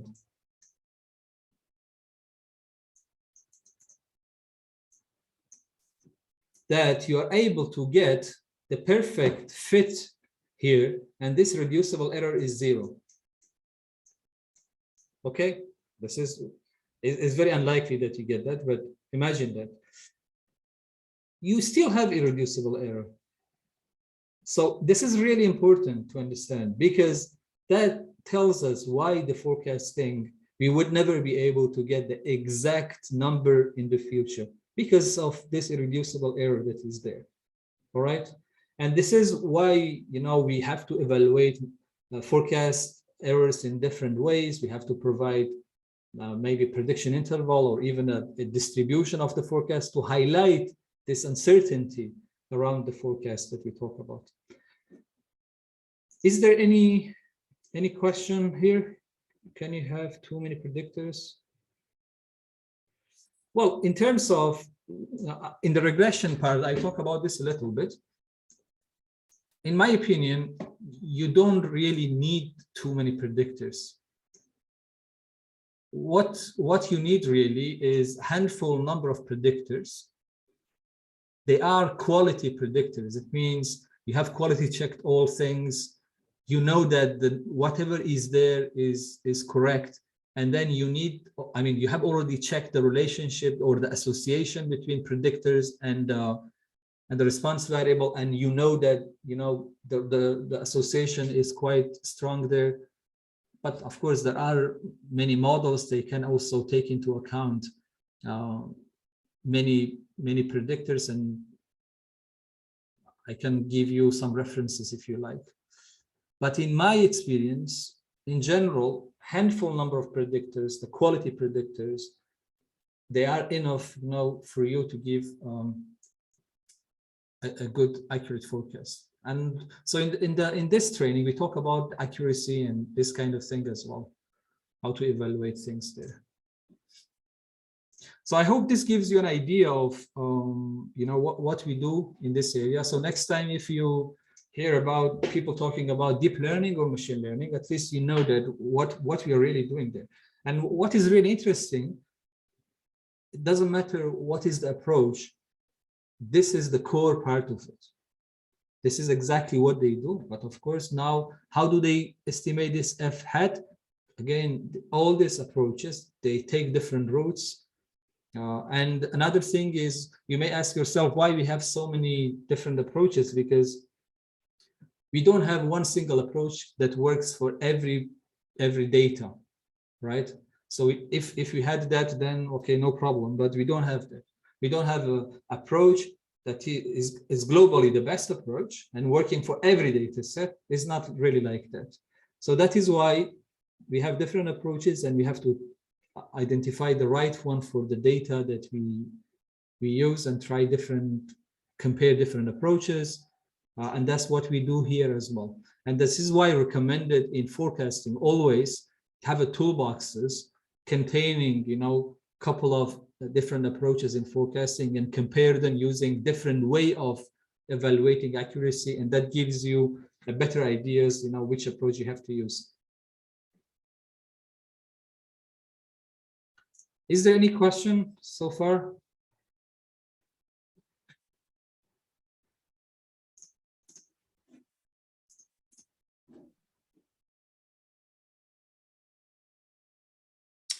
All right, so if there is no question, I think we can move on and go to the RStudio part. So I will share my screen again.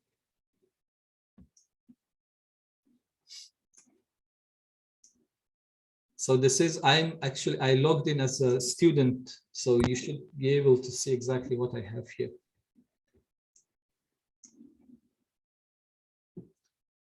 All right, so if you are in our studio, you can just click on the first R Markdown part, but now it's time maybe to give you that 10 minutes compact introduction to R.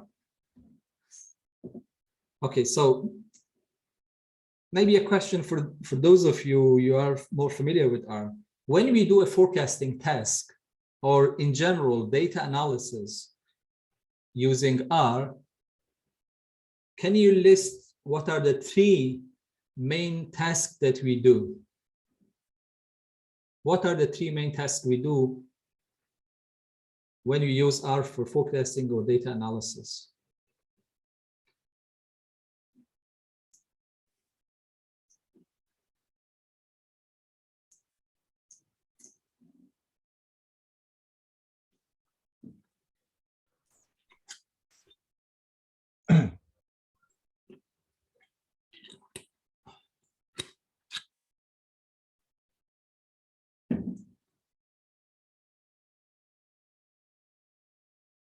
Yeah, but if you just tell me this 3, actually this covers, so data cleaning, data modeling, and data evaluation is just, for me, they just cover 1 task.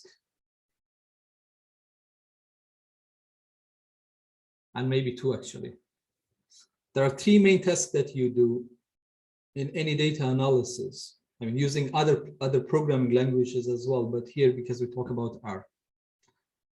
The first task is you're writing codes. Okay, you're writing codes. So what is a code? Is a set of instructions that you give to R, to software. You tell the software, I have a data set located in data subfolder. The name of data set is ae_uk.csv. Then you tell the software to import the data into this environment, right? And then you go and you select column 1 and column 2. And then you take the column 1 and you do feature engineering. You extract which day of week is that, which whether it is a weekend or not. Okay, so that's the first thing you do. You give a set of instruction by writing code. So we write a lot of codes in R. What is the second thing? The second thing is you observe the output of your code. That's the second main task that you do in data analysis and forecasting. So you write a code, you send it to the software, and the software does some calculation and return something, and you can observe the output of that instructions you gave to the software. The third thing is you have to explain maybe what you do. So you comment in terms of, you provide comments like how you do, because you use a lot of functions, etc. So why you do things in the way you did, how you do things. So you can provide comments on what you do, but you can also interpret what you observe. Okay, so you have to write basically. So these are 3 main things that you do in general. Now the question is how you can perform those 3 tasks in R. There are different ways of doing them, but here I'm talking about maybe the way relying only on R, because you can do this 3 tasks, 1 task here in R, other task in Microsoft Word, or I don't know, LaTeX or whatever. So the first way is actually to use this in this window called console. So you can write your codes, for instance, here, right? I don't know, here I say create a vector of these 3 numbers, and then, okay, this is my vector, and then if I want to get a sum of these numbers, etc. The problem is if I restart, I mean, if I close my, I don't know if actually, if I terminate R, let's see what happens. So it is like if I close R, when I open it, everything disappears. So the console is good when you do when you check things, I don't know, when you look for help, for instance, so you can look for help using a question mark and type what you're looking for. Okay, you can see that, but you can also check quick things like what I did here. You define, for instance, something, and then check if that works or not. So this console is good for this sort of thing, like for checking knowledge and looking at the help file or things like that.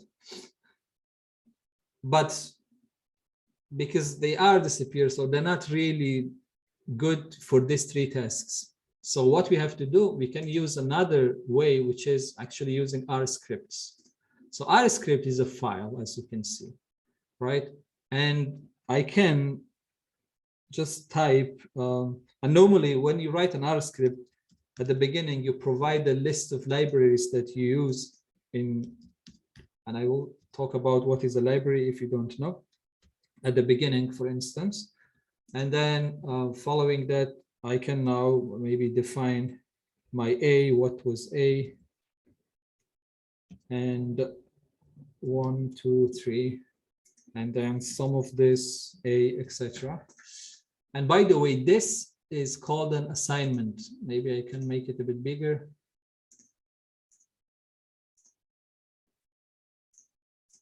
Okay, this is called an assignment. So whenever you have this, you create a new variable, and you can see that in your environment as well, right? So whenever you do this, it means do whatever you want in the right-hand side, and then assign it to the left-hand side, and that becomes a variable or an object in R. Now, the thing is, if you use R script, you have to save it. Okay, I just give it a name called test, and I save it, and I can check my files. It should be there. Okay. Now, if I close it, and if I close my RStudio and then open it again, oh, it is there, and I didn't lose anything. That's one advantage. Now, the thing is, because in R, what we do, we write code. So this is my code, set of instructions. And if I run it, what it means running, it means you tell R to proceed and then do some calculation and return whatever it is there for you. So how we run things, you see my cursor of the mouse. So the cursor could be in any line that you want to run. So you don't need necessarily to select every time.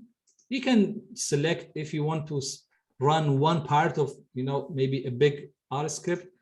But if your cursor is there, it's enough. So if you use Windows, you can press Control and Enter on your keyboard. So press Control and then Enter.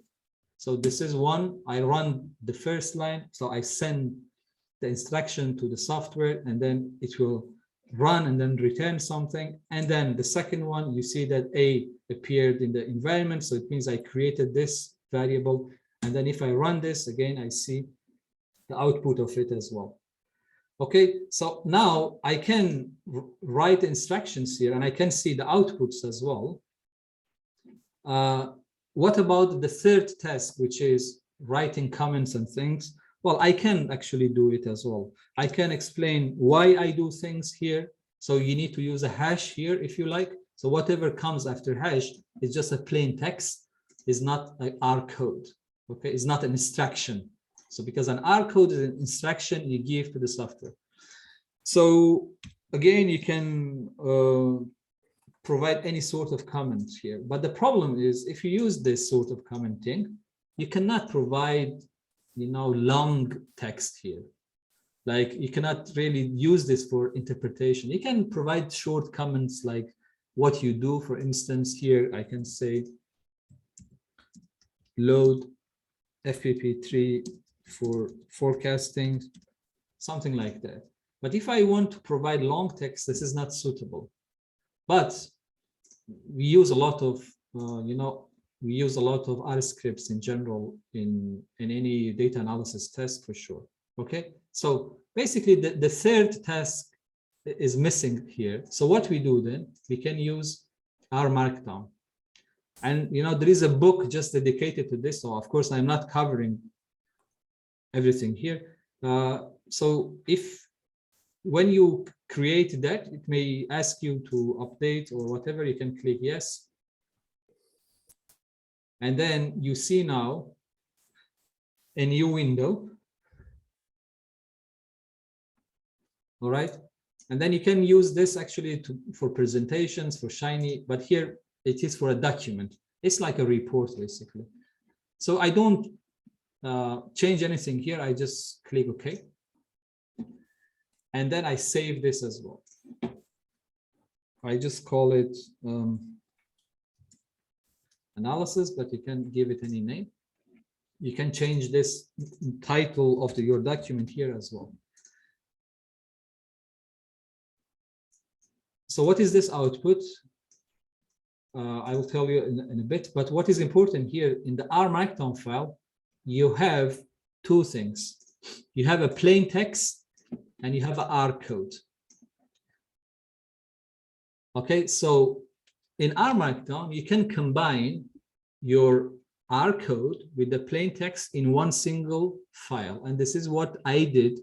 You know, if you look at my codes here that I provided data preparation. So we have always R code, and then you have maybe sometimes some plain text as well. So you remember when I did this, I used the hash for commenting, but the hash, it means different thing when it comes to R Markdown. Okay, so now one thing I could do is I could get different outputs from this document first of all. So if you click on it, you can see that I can get an HTML, a Word, or PDF from this. If I click on HTML, so I get an output of the file here. So I could have my code, but I could have only the output of my code as well. So this is, you know, I use this actually to write my papers nowadays. So you can also try to use it for reports. But as I said, I think if you go to NHS-R community, I don't know if you're familiar with what they do. I think they have a new website as well. Why not? I can put it here actually. NHS-R community. So I think they do a lot of trainings on this kind of thing. So you can also have a look at that.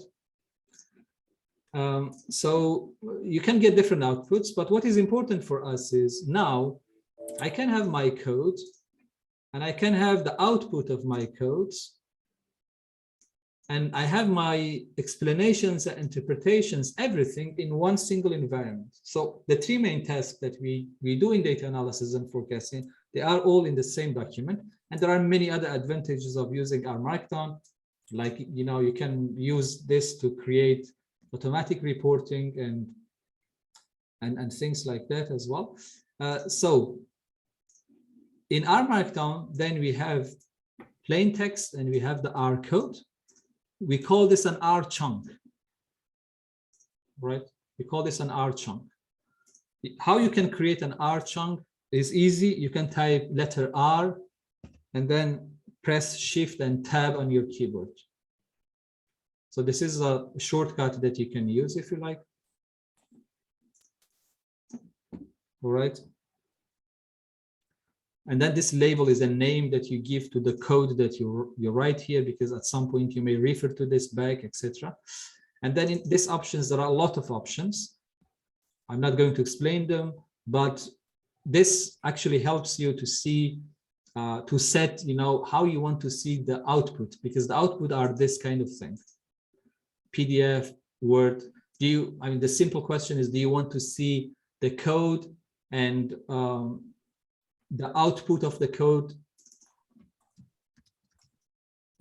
So you can say true or false. For instance, if I set this to false, so now you can see the code. No, there is no code actually there. There is just output of the code, right? Because by default, I put everything should be echo is equal to var. So echo means, do you want to see the code in the output or not? So there are a lot of options around this, but this is not the purpose of what we want. So why R Markdown? Because it helps you to bring these three tasks together. And this is what actually we do in our R Markdown files as well. Now, another thing is, and I will answer that question Stuart asked about the file path. So another thing that is important in R is, actually in R, we do almost everything using functions. So, you know, I mentioned at the beginning, the first task we do in R is to provide instructions by writing codes. Okay, and all the codes that we write is not like everything is function, but most of things that we do in R, they are using functions. So how can we recognize a function in R? It's quite easy to recognize a function in R. The function is a name followed by parentheses. And we see a lot of them in actually, you know, when we do this course. So we have a function here, there is a name followed by parentheses. We have a function here, a name followed by parentheses. We have a function here, a name followed by a parenthesis. We have a function here. So there is a name followed by parentheses. So you may ask me where we should know this. What are the functions then? The functions, some of these functions are in base, we call them base R functions, because when you install R software, they are automatically available for you when you open R Studio. Okay, so when you install R and R Studio, so these functions are available, like sum, for instance. Sum is, it says, you know, it's from base. So this is from base R. But some other functions, they may not be available actually there. So what we do is we have to find a package that contains that function. So that's why if you need a function that is not available in the base R, you need to see where is that function available, in which package. So you have to install the package. So you go to tools, click on install packages, you type the name of the package there, like what I mentioned before, and you click on install. So where are these packages? Well, these packages are available in CRAN normally. Some of them might not be available there as well, but still you can actually, you can also go and install them. If not, but you can find most of the packages basically here, right? And then if you go look at the task view of this, depending on, you know, what you want to do, you can maybe find, you know, some relevant packages. If I don't know, if you work in finance, so you click on this and see what are the list of packages. I believe there is one related to time series. Yeah, it is here. And actually this is maintained by the author of the book that we use. So there are a lot of packages here as well for time series, for instance. So this is one way to know what are the packages and functions that you can use. But to be honest, most of the time, I just do a simple Google search to see, for instance, if I want to do, I don't know, quantile regression, I just go Google quantile regression R package. And then normally, you know, there are a lot of records that are returned, and I can maybe look at it and see which one I may use. But you can also use this. I just shared it here in case you want to have this as well. All right, so now, when you find a package, you have to first install it, but then that is enough forever, except if you delete your R and your R software and you want to reinstall it, then you have to reinstall all the packages again. But if you install R and then install the packages, it is enough forever. But maybe every month you can check for update packages. So if you click on check, it will give you a list of packages that are updated. Why we get updated packages? Because sometimes you may have bugs in packages, errors, things like that. So the people try to fix them, and then the new package is available. Or sometimes there are new features, you know, in a package. There are more things, so people publish them again. So you don't need to go and install it. You can just select them and then install updates, and the package will be updated. However, every time that you open RStudio and close it, you need to load the package. And then we load the package using a function called library. All right. So what installing package does is actually it brings it from a server that is on-prem somewhere. I think the one that I use most of the time is from Bristol University, just closer to us in Cardiff. So you install the package once, so it brings everything that is there into your computer. However, this doesn't mean that that is available to you when you open your session in RStudio. So that's why you have to, whenever I close my RStudio and open it, I need to load these packages. It means if I load this package, every functionality of this package, including data, because what is a package? In a package, you have functions, but you have other things as well. You know, a package like FPP3 may include other packages and also functions, help files, data sets, and all these things. So when you load it, it means all the functionality of the package are available for you to be used in your session now, in your exercise. That's what it means. I think that's it. Just one more thing in terms of the question Stuart asked. So providing path for the data. So when you read something into R or when you export or write something, it's important. Now, I didn't explain it at the beginning because I have already created a project, but normally whenever you start a new data analysis or forecasting task, my recommendation is to do this. So go open your RStudio. And then the first thing that you do is file, new project. So you have to start by creating a new project. I'm not explaining the version control one, just click on new directory or existing directory, click on new project, select a location that you want to have your project. I put it in the document, for instance, give a directory name.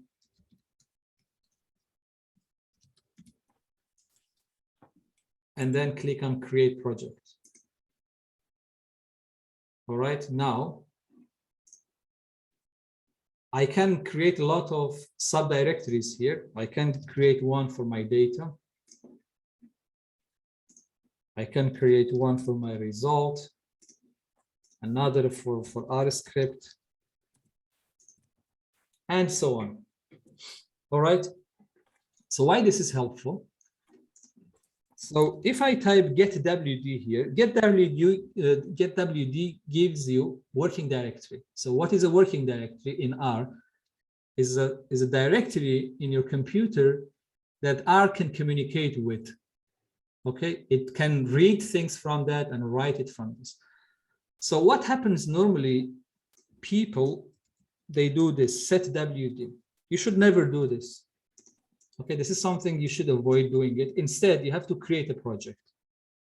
So if you create a project, by default, the project directory that we see here is your working directory, right? So now if I want to read data, I don't need to provide all these things. I don't need to say, for instance, read CSV, let's say. Then this is my path, user, my name, and then go to data. So data, and then inside the data, if I have AE_UK.CSV, I don't have it here, but we have it later. And then read this. This is what we call the exact path or absolute path. So it is difficult for multiple reasons. One reason is, imagine if you send this to your colleague. Well, your colleague name is not definitely that.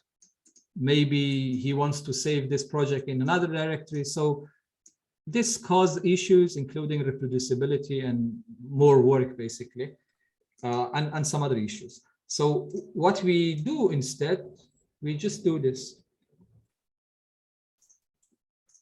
Because I am inside this, I just tell, and this is what we call the relative path. So I say, just go inside data and read my file, and that's it. And you can also use the write CSV for the same thing. So imagine if you want to write the output of something into results. So you just simply type result, and then I don't know, just output 1. Okay. So this will be here. And this is an advantage of creating a project. So this is definitely something that I recommend. So this should be your first step. And so every time what you do is, you know, imagine you finish the work on this, you close it. So you go, so you find, yeah, this is my folder. I just double click on the project and I open it, and then I start working on my project. All right. So I hope that's helpful for those of you who are not really familiar with R. So I think it is enough, you know, to go through the rest of our analysis. Any question?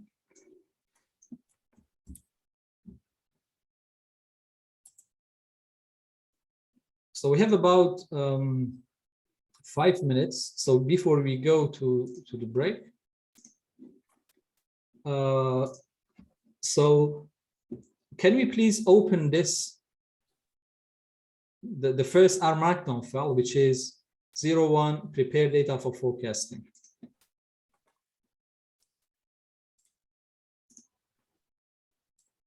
So again, my idea here was not to create an output, but if you are interested, I have written papers using R Markdown. I can show you exactly how it looks like. So if you are interested, let me know, I can do that. But here, my idea was just, you know, to have an R Markdown file for the training where I have my R codes, and sometimes I need to explain something, I can put it there as well without providing, because imagine if I did this in R script, I have to do this all the time. Okay, and then, yeah, it is not really worth doing it. And of course, you can always read R scripts in R Markdown file as well. So that facilitates things. All right, so maybe for the next 5 minutes, can I ask you to start looking at this file? All right, so at the beginning of the R Markdown file, we have always this 3 dash lines. So we call this a header. So the header starts with 3 hash and then finish. Sometimes make sure by mistake you don't do this kind of thing. Well, this is not important here, but if you want to use it for reporting. Now, after the header, the first R chunk that we have, okay, so this is the equivalent of whatever you see inside it is the equivalent of having an R script, basically. Okay, just to show you, I open my R script here. I could just copy this and then paste it here. And I can run this code. So I could copy this code here. So, and then go and paste it here, right? So whatever you see inside R chunks, they are the equivalent of having basically an R script. And then remember, every R chunk starts with an R. Well, with the 3 backticks and then the parentheses and then R's. So again, remember, if you want to create a new R chunk, well, one way is actually to copy this, a previous R chunk, and then delete everything inside and replace the labels with whatever name that you want, right? That's one way. Another way is to type letter R and then press Shift plus Tab. Okay, so R, if you do this, it wouldn't happen, right? So the cursor must be there after R, and then you press Shift and Tab. and then you replace the label with a name that you want. You can ignore options for now, we don't need them. So what is the first R chunk is the setup. What we do here normally, well, normally we set all the options for all the R chunks that come later, but again, this is something we can ignore here. For us, what is important is normally we can put the list of libraries that we use in this session at the beginning of the R Markdown file, which is in this setup R chunk. So if you want to run the whole R chunk, you can press this button here. So you can click on this and it will run. If you want just to run one part of this, you can either click on that line only, or you can select and then you can press Control Enter. So first Control and then Enter on your keyboard if you use Windows. And if you use Mac, you can press Command and Enter on your keyboard, and then you run actually that one. So here we want to run everything. So I just basically run the first R chunk. And then in the second R chunk, what we do, we read the file. Okay, and again, if you do, just click on the green triangle there, everything is run. Now, if I want to see what is inside that, I can do it in different ways. I can select it. I can just double click on it, select, and then I run it. So every time we say run, it means press Control Enter or Command Enter, and then you see now the data set that I have here. And because I have a CSV file here, .csv, I use this function called read CSV. This is the path of the file. And remember, I use this because this is a relative path, because I have created a project. What is this? Sometimes the files, they have a weird kind of format. So if I just rely on this, if I run this, and then if I check my admission, so it tells me the arrival time is a character. Okay, so what are these things here? This is what we call a data type. Every data that, I mean, the rectangular data, the type of data we saw in the Excel files, we call them a rectangular data. Every data like this that you read into R, so each column, we call each column a variable as well, has a data type. What are the different data types? Character, numbers, and numbers again could be integer or double, and then date time together, this sort of things. So these are different data. There are many of them. So this is the first thing that we need to understand. Every time you read the data into R, you need to understand what are the data types of each column, and you need to make sure your understanding of the data type and our understanding of data type is the same. For me, this is fine. This one is fine as well, but this is not fine, because for me, arrival time should be a date time. So this shouldn't happen all the time, but sometimes depending on where you get the data and the format of the data, it could be weird. And that's why here I added this part. And then actually you can do this in many different ways. So here I just said, you know, my arrival time is the date time. So that's why I said the column date time. And then I had to give this the format of my data in the CSV file as well. So this format here is a CSV, is the format of the data that I have in CSV file. And again, this is the way to show the format of the date time in R. So the percentage D, it means day. Percentage months. And remember, there is a slash between them. That's why I put a slash there as well. Then percentage months, then slash, and then percentage capital Y this time. Why? Because the year is in 4 digits. So it's 4 digits, you put capitals. And then there is a space between that too. Then they provide a space. And then there is a percentage hour. And then 2 points. I put them there as well, percentage, minutes. So again, this, you can find information related to the formatting of date time in R. If you just Google them, you can find them as well. But as I said, there are many functions in R package, the lubridate.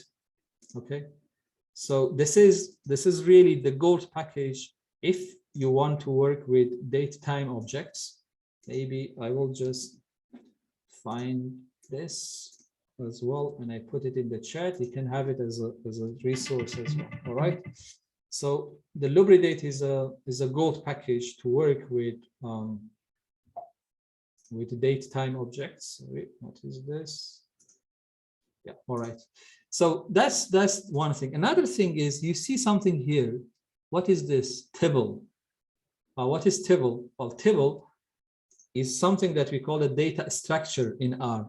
Every object that we have in R, right, they have a structure. How do we know the structure of a data? Using a function called class. So this class function could be very helpful to tell you what is this. So I don't know what is the structure of admission, so I put it inside the class. And remember, this is a function because it's a name followed by parentheses. And if I run that, oh, it tells me it's a data frame or table, etc.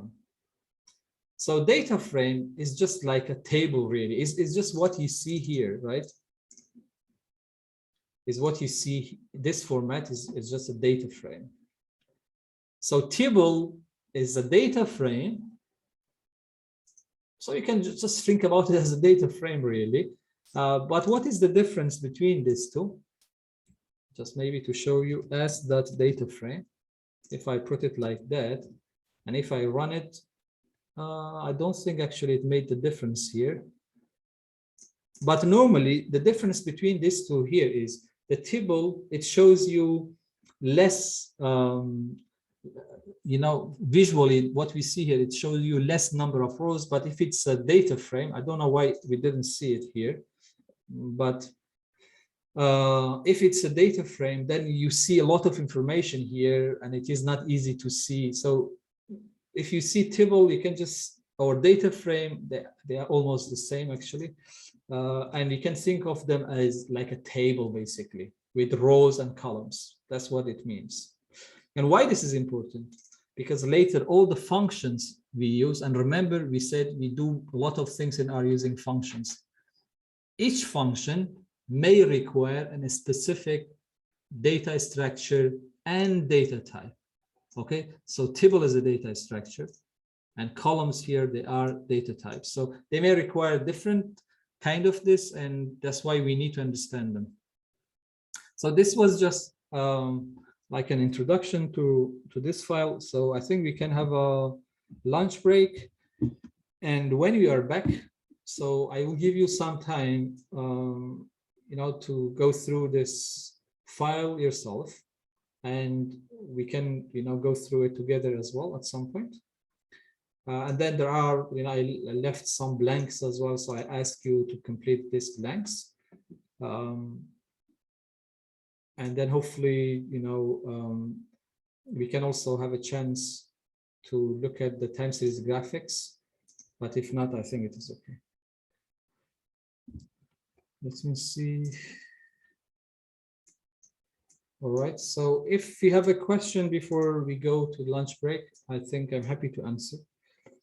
If not, is that okay if we are back at 2 o'clock? Is it okay with everybody? Mm-hmm. All right, thank you. So, well, bon appetit, everybody, and I'm going to grab a sandwich and I'll be back maybe in 45 minutes. So in case you want to chat or whatever, I'll be here, I think.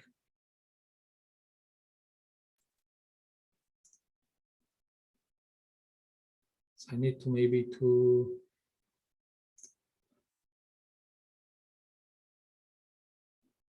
start recording. So, all right, so let's see where we are. So you remember this is the tidy time series forecasting workflow that we introduced. And right now we are focusing on the first part, which is tidy. And of course, our focus on how to prepare data for forecasting. Because I mean, there are a lot of things, to be honest, could be discussed here, which are not the focus of this training. But as I said, this is really about, you know, having the data in the right format, do the quality check and things like that. Okay, how we do that part?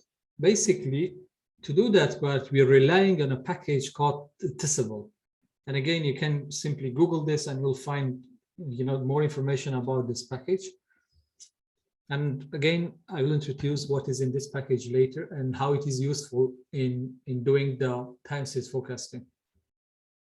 So the first thing that we do, and we did just before the break, was you have a temporal data. What I mean by this, you have a rectangular kind of data like what we see in Excel or CSV files if you have. And one of the columns is related to date time or date time both. You import this into R, and then you create a testable.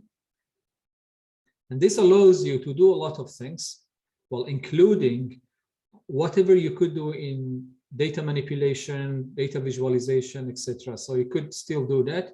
And we could do forecasting with that as well, right? So testable is a format quite similar to table. The only difference is we have a temporal elements in the data set, which is in a time series format.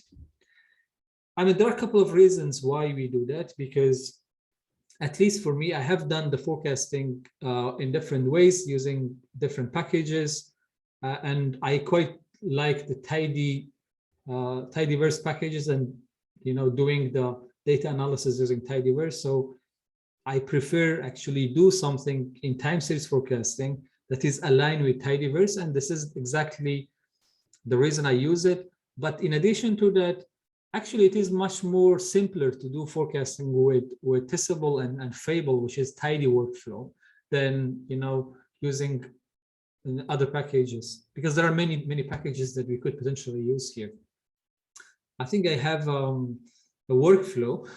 So basically, if you do forecasting with other packages, because remember, whenever we do forecasting, we use functions like any other things that we do to perform a forecasting model, to fit a model, train models, and do forecasting, etc. Right? And to be able to do that, those functions require a specific object type. You know, for instance, there is a package called forecast. If you use forecast package to do forecasting, you need an object that is called TS object, time series object. So there are other packages as well, like Zoo, XTS. They also have a specific time series object. Some packages may require the matrix, some packages may require, I don't know, a vector and things like that. So now, it is quite difficult, you know, to navigate between doing time series forecasting and then the rest of your analysis if you rely on this type of objects. So it is not tidy anymore, really. It becomes sophisticated and untidy when it comes to analyzing your result, visualize them and things like that. So that's one reason, but also there are other reasons, like in terms of the feature of data that we get nowadays. It becomes much more easier to work with the time series objects in a testable format because they can handle irregular intervals easily. We can have multiple variables to forecast, so testable can handle it easily. We can have even a grouping structure, which is easy with testable. And also, you know, various type of data type that we get.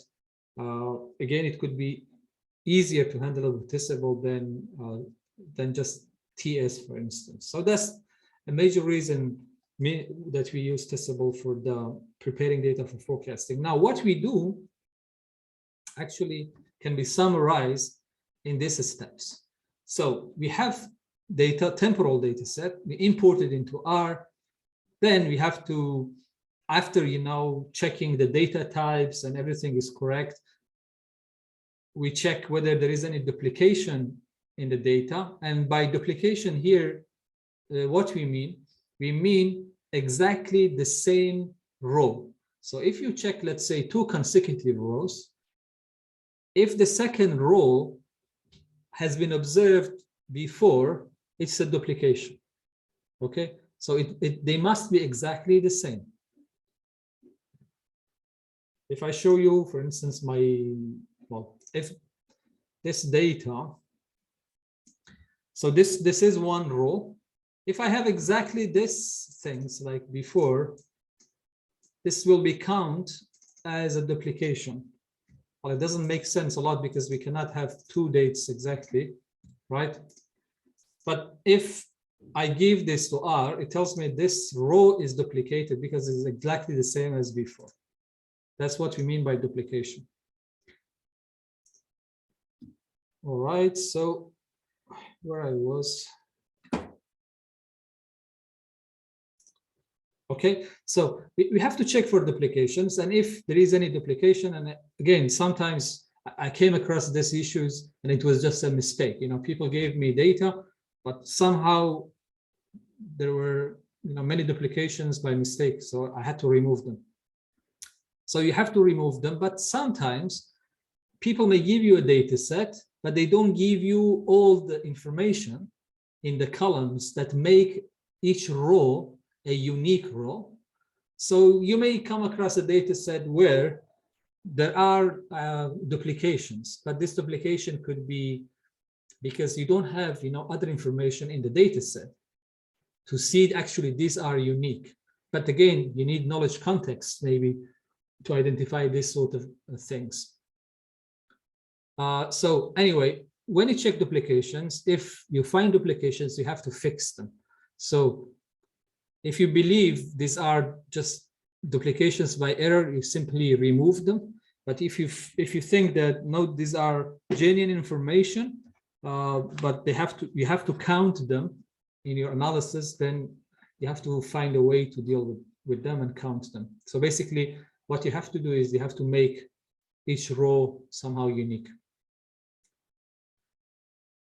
So after dealing with duplications, we have to create an object called testable. And this is the core part of this, because this is going to be the time series object that we use to create the time series visualizations and then to do all the forecasting steps that we go through.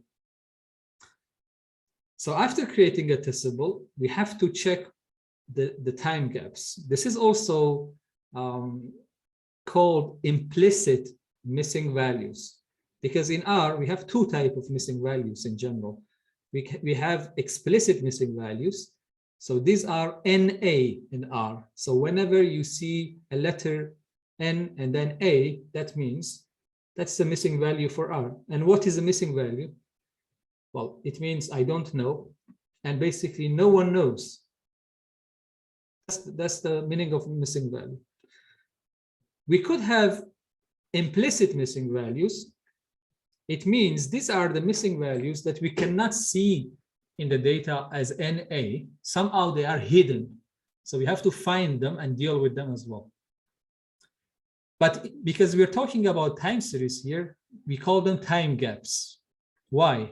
Imagine if you have a data set of an A&E admission, and then, I don't know, just imagine for one day, between 2 a.m. and 5 a.m., there was no admission. Okay, so if there is no admission, that time stamp wouldn't show up in the database, right? So if that timestamp doesn't show up, what does it mean? Well, in our case, I know that there is a time gap between 2 a.m. and 6 a.m. So there is nothing between them. But because I'm dealing with time series, I cannot have gaps. The time series is a sequence of observations. Okay, so there is a sequence. I cannot jump from 2 a.m. to 6 a.m. if, let's say, I'm doing hourly time series. So I have to fill those gaps. Okay, so that's what time gaps means here. So we can check whether there is a time gap in our data and if there is any. So we have to fill those gaps. Again, how we fill this requires also the context knowledge. In the example I gave you, I can replace those time gaps with 0. So it means we didn't have any admission during those time gaps. But you can also replace them with NA and then fill them later if you like. So these are the steps. And finally, well, we can now do transformation, we can do visualization, we can do forecasting and anything else. So these are the sort of steps now we are going through when we go back to the RStudio. All right, so I need to resume this. So can I check whether you could please follow me now, because we need to make sure everybody can do this now. So make sure that you logged in back, or if you are there, just click on resume, and then you should now see this RStudio environment. So if you click on the project here, you should now see the RMD file here. Click on RMD, and then we are here. Okay, so again, if you haven't done it, just click on this green button to run this R chunk. It means you load all these libraries. It means all the functions available inside this packages, they are available for us to use. Okay, based on the flowchart, the first thing is we have to import the data. Okay, we imported the data here.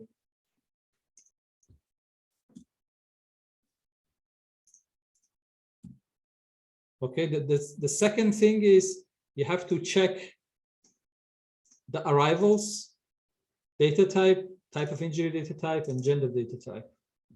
Well, this is the variables that I get here. So I'm happy with this 2 data type, but I'm not happy with this one. So that's why I added this line. And if I run it, now it tells me this is a very strange name called Puzik City. So if you see this, that is a data type for date time, but there are also other data types. So if you see DTTM, that means date time object as well, DTTM or Puzik City.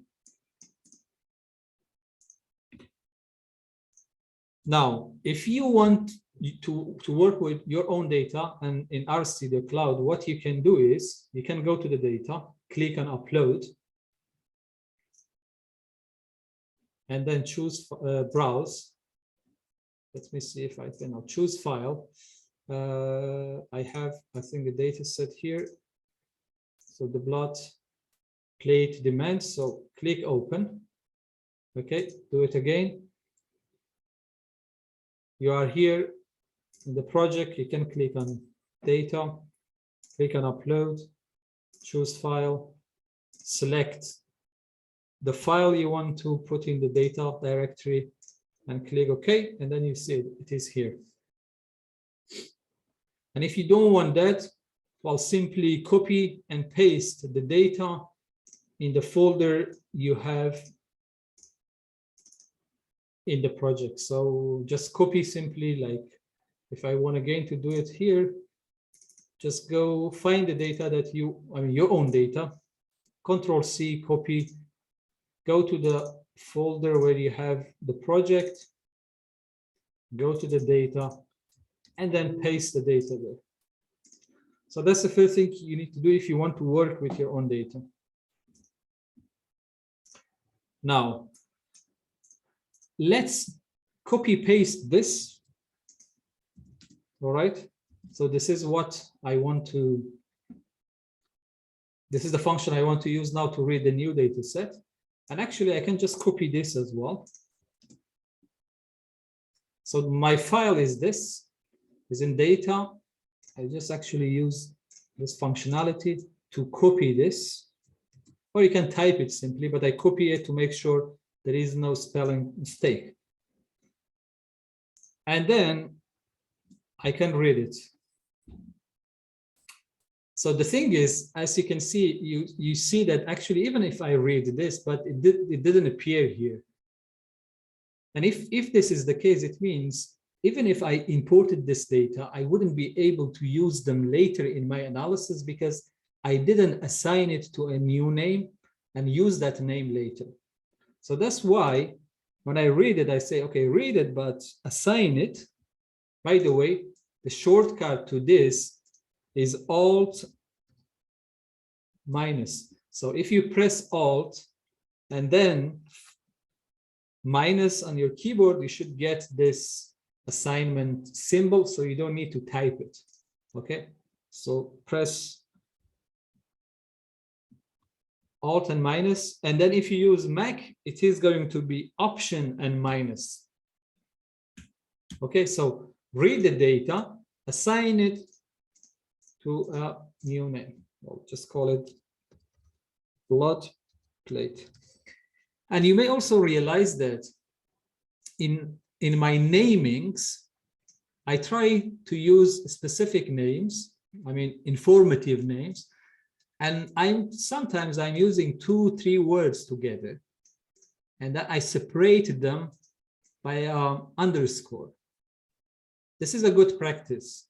So always try to use informative names and then always use underscores to separate words. Okay, now if I run it again, you see that the variable appeared there. It means now I have put it in a new name and I can use it. Now, the problem is the structure is fine, it's stable. The problem is it tells me the date is a character. And again, as I told you, sometimes this happens. So if this is the case, I can deal with this in different ways. I just share, again, this is something you can keep it as a reference. I share a chapter of a book. All right. So you can also have it as a reference. This is all about dates and time objects, how to deal with them. So here I had only 2 columns, so it is pretty easy. I think in the data set I saw Stuart and Tim shared, you had many columns. So maybe when the first thing is you read the data, and then following that, so you say, this is my data. And by the way, this is something called a pipe operator. And why we use a pipe operator? We use it actually to facilitate the reading of the code, but also to be able to chain different operations one after another. Okay, so if you have a data set with many columns, maybe you don't need all those columns for your forecasting test. So you can actually use a function called select, which is from a dplyr package, which is a part of the tidyverse. And then here you say, I don't know, I need date because I have 2 columns here. So I just say select date, for instance. So you select only that column. So you can put the name of the columns. And again, if you have, sometimes when you read something, and if you have a lot of you know, weird names in your Excel file, there is a function that you can also use. I'm trying to remember that. What was the name of the function? That is it clean names?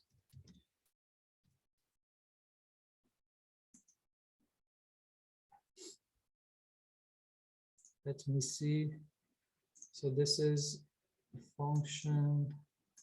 Yeah, so this is function from janitor, exactly. So this is a function that helps you actually to make all your names tidy, and it is easy to work with them. So again, this is something that I recommend. Let me maybe janitor package. So again, you can maybe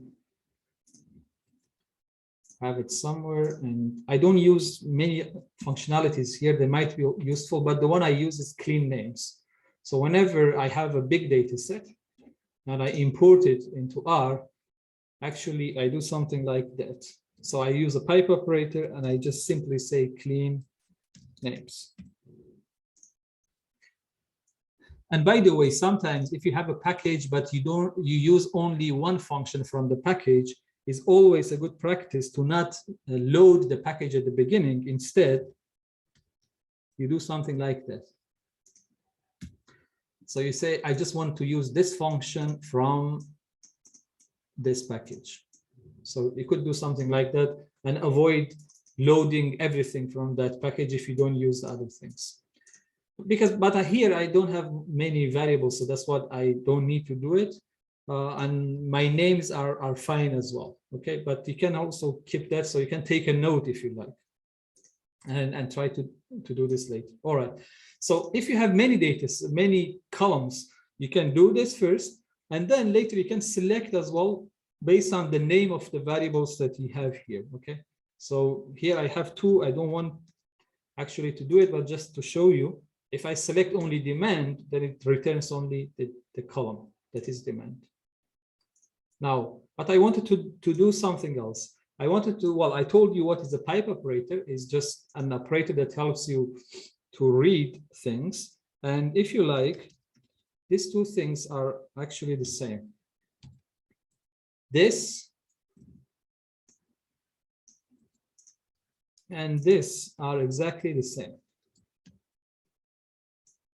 All right, so what does that mean? It means if you use a pipe operator, whatever you have before pipe operator will be the first argument of the function. So remember, we said we do a lot of things with functions. Function is the name followed by parentheses. So every function that we look at, just simply if you look at sum, every function that we have in R, they have inputs, we call them arguments. So inside parentheses, you provide inputs to the function or argument. And then that function takes the inputs and it does, it performs some analysis, computations, calculations, and it returns something. So every function does that, takes inputs, performs something, and then returns an output. All right. So these two, they're exactly the same thing now.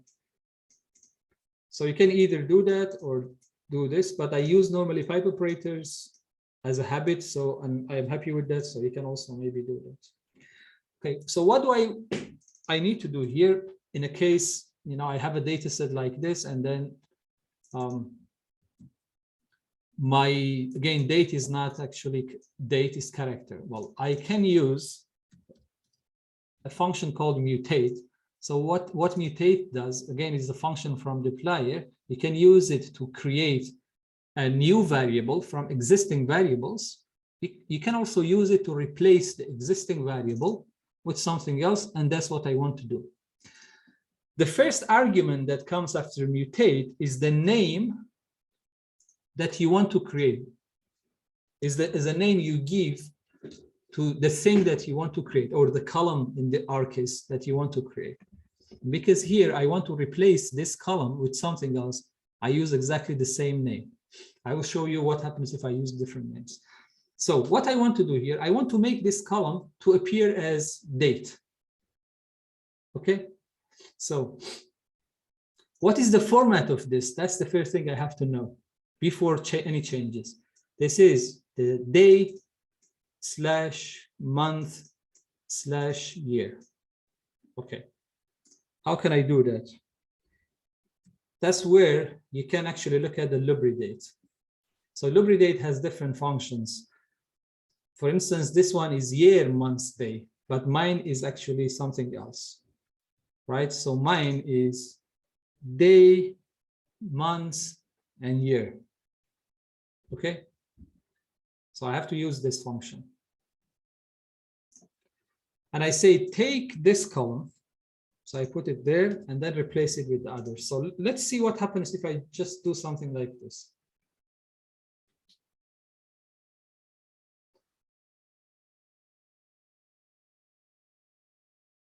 Okay, so again, if I check this, this is what I get.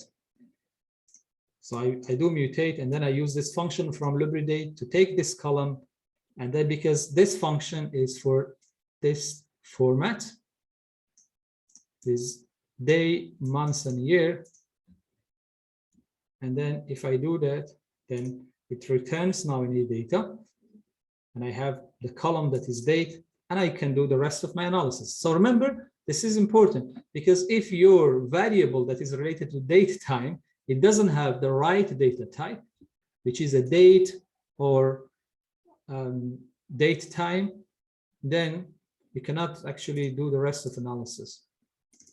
So I do this and I replace it as well with the same name.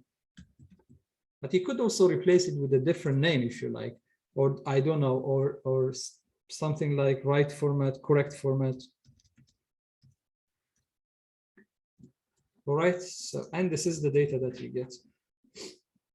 So you may need to do something similar when you import your data as well, but if you're lucky, then actually maybe the column is in the right format, and something like this should do the job for you, and you don't need to do this kind of thing. All right. Well, if you have time later, maybe, or next week, we can also ask you to share the screen, and you can do something similar, or you can start doing it. And if there is any issue, put the issues in the Slack. Okay, so now we imported the data.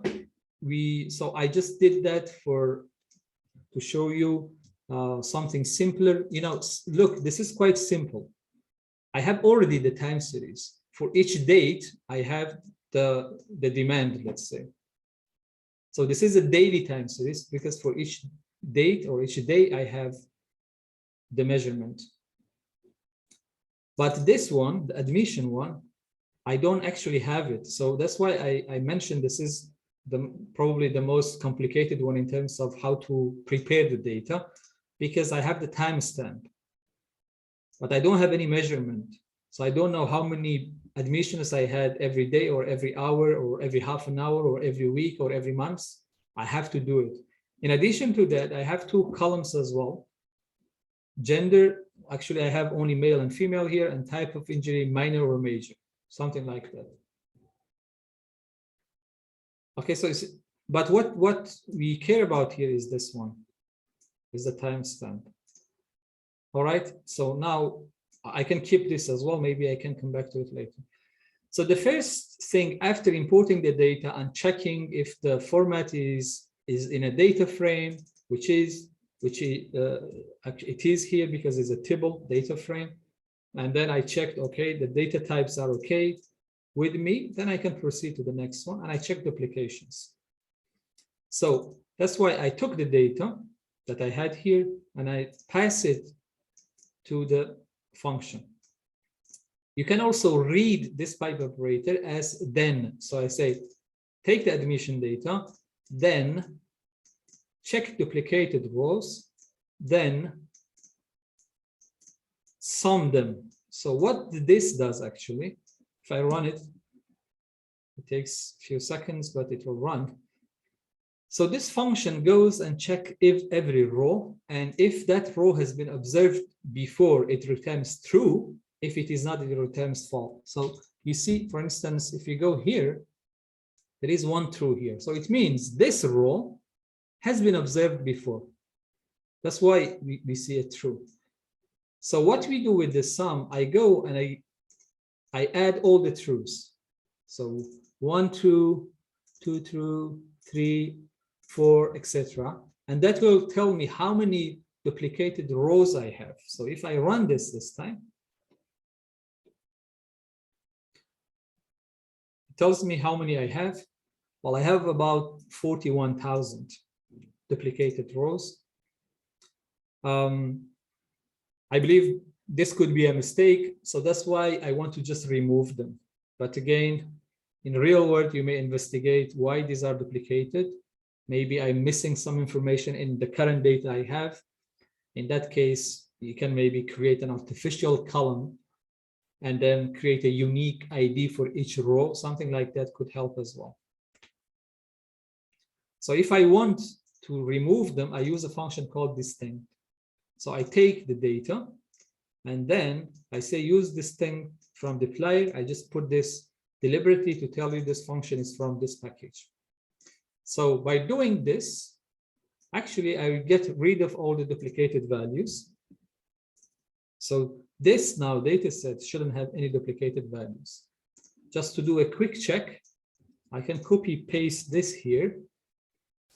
And then this time instead of admission, I say admission WD, it means without duplications.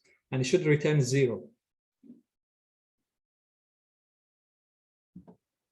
All right, so now I remove the duplications there. So that's the first thing that we need to do. Okay, what was the second thing? The second step in the flowchart was to create a time series object using a function in the testable package. Okay, what is the name of the function? AS_testable. That's the name of the function. All right, let's have a look at this. I can clean this console as well. Again, for those of you who are new to R, you can press Control and L. Control and L would clean this console. So I can type a question mark and then AS_testable and press enter, and I can actually get some information about this function. You can also Google this. All right, so this is the function. As you know, we have arguments inside the function. And then this will give me, the output of this would be a testable. Now, there are two very important arguments in a testable, AS_testable function: index and key. All right. What is an index? It is very easy to identify. The temporal column in the data that you have is going to be an index. All right.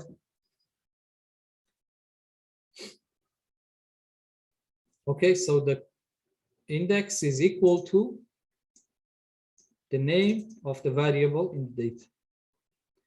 What are keys? Well, the keys are generally variables in your data set that uniquely determine this time in indices, right? So it means the keys and the index together should be unique. We can also think about this in another way. Basically, if you have keys in your data, that means you have multiple time series. Okay? I mean, you are interested in forecasting for multiple time series. What I mean by that? So for each type of gender, which is male and female, and each type of injury, you can have one time series. So you can have a time series for male and minor. You can have a time series for male and major. You can have a time series for female and minor and female and major. So if this is something that you want to investigate, then you can include them in the keys because it is easy to forecast them using testable as well. All right. So in our data set, we have these two variables that we can use them as key. So if you have more than one variable, so if you have only one variable for the key, then you can just simply type key equal to that variable. If you have more than one variable in the key, you can determine them as a vector using this function called C. So type C and then two parentheses and then put the names like this, the first name, comma, the second name. If you have more, just put a comma and on. So the keys and index together should make each row a unique. As you know, you work with your own data, you will see, I mean, you learn more about how to, when to use them, when you don't use them, whether you need them, etc. or not. So here, if you ignore them completely, so I mean, if you think you don't need them at all, well, you can actually remove them just before doing this, because now you have a arrival time and you can create time series with this arrival times, because each row, remember, each row is one admission, so I can count them. Okay, so in order to create a testable, it means a time series object that helps me to do time series forecasting and visualization. I need to create the testable. This is the function I use. There are two important arguments, key and index. Remember, index is a must. You should always, you must always provide an index. You cannot create a testable without index. However, key, sometimes you may have keys or not. Sometimes you may have a measurement or not, because in the Excel file that I showed you here, I don't have any key. So I have only an index and I have a measurement, the things that I recorded. Now I may actually need to go and show you something in terms of the definition of the time series that we had, that hopefully simplifies a little bit. Right, I don't think it is here.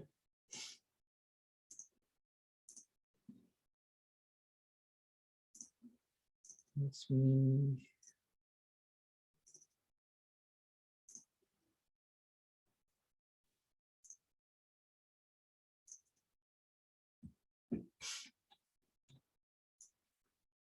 All right, so.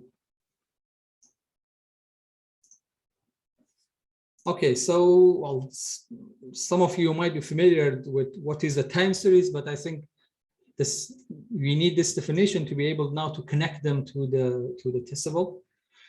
So when we talk about the time series, in time series, a definition of time series consists of sequence of observation collected over time. Okay, so this order is important. So is the ordered, right? From, let's say, 5 years ago, every day you collected something. So there is a sequence of observation. So you observe something over time. In our case is you observe how many admissions you had every day. So the time is day, and then the observation is number of admissions.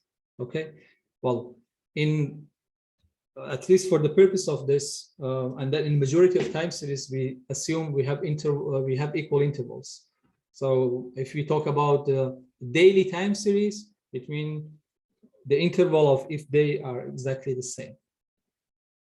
And this is where also we talk about the time series forecasting, because you have a sequence of observation in the past, and we want to see how this sequence will continue into the future, right? Now, if I go back to the definition of the testable,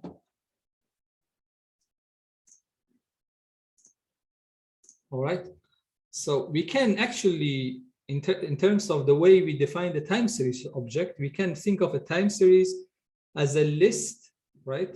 As a list of numbers that we call the measurement, along with some information about what time those numbers were recorded. Okay, so, and this is what we call an index. And this is a simple time series, like the one that we have here, okay? So this is the index related to the time, and this is the measurement. So list of numbers with some information about the time those numbers were recorded. So which date those numbers recorded, which is the hospital. This one is a blood plate issued, right? So, and this could be stored in the testable. Now, in the testable, then we have an index, which is the time information. This is very easy to determine. Then we may have measured variables or not. So in the case of A&E data, I don't have it. I have to calculate it. In the case of the blood plate issued, I have it. So I have a number, the measurements. And then we could have a set of key variables or not as well. Okay. So, but the index is a must. The measurement and key variables, it depends on the time series and depends on the data that you have on hand. Okay. But if you have like the one we have here with gender and type of injury, so you need now to include them in your data, or if you don't want, you have to just remove them from the beginning. But if you want to include them, it means you have to determine them as the key.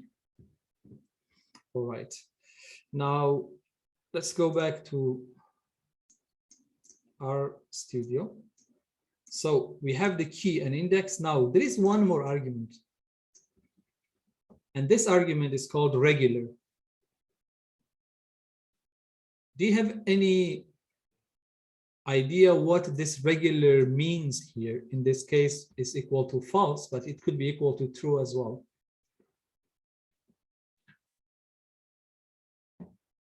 Anyone, do you have any idea what regular equal to false means here?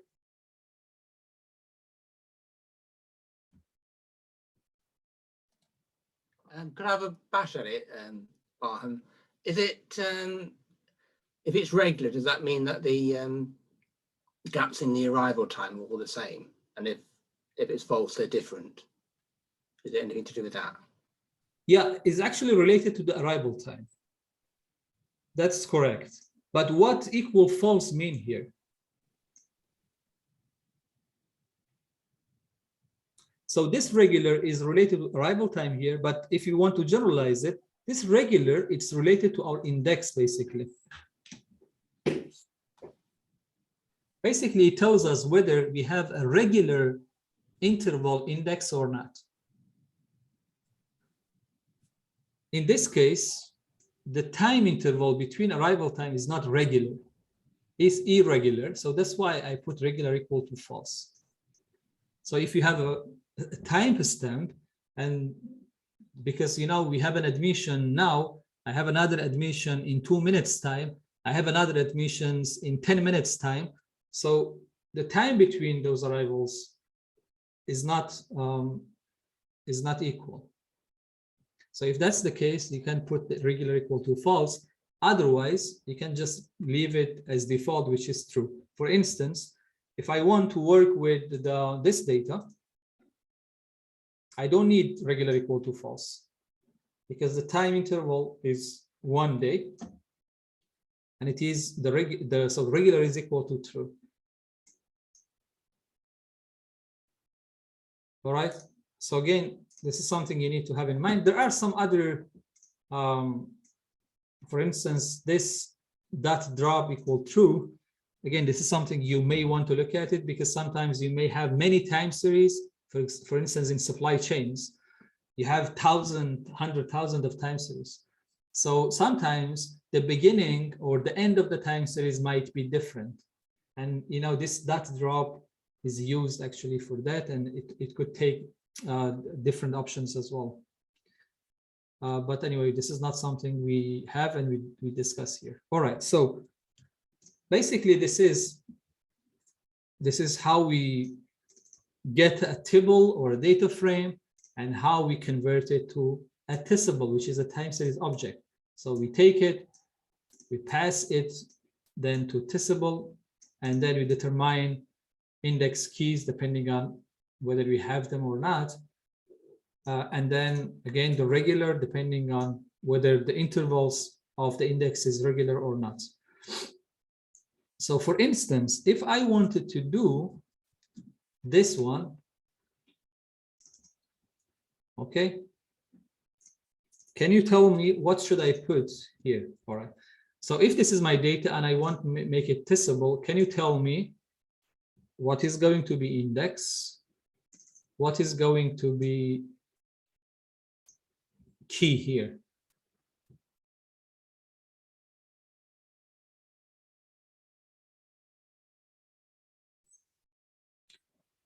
You can put it in the chat if you like, just put the name, or you can unmute yourself.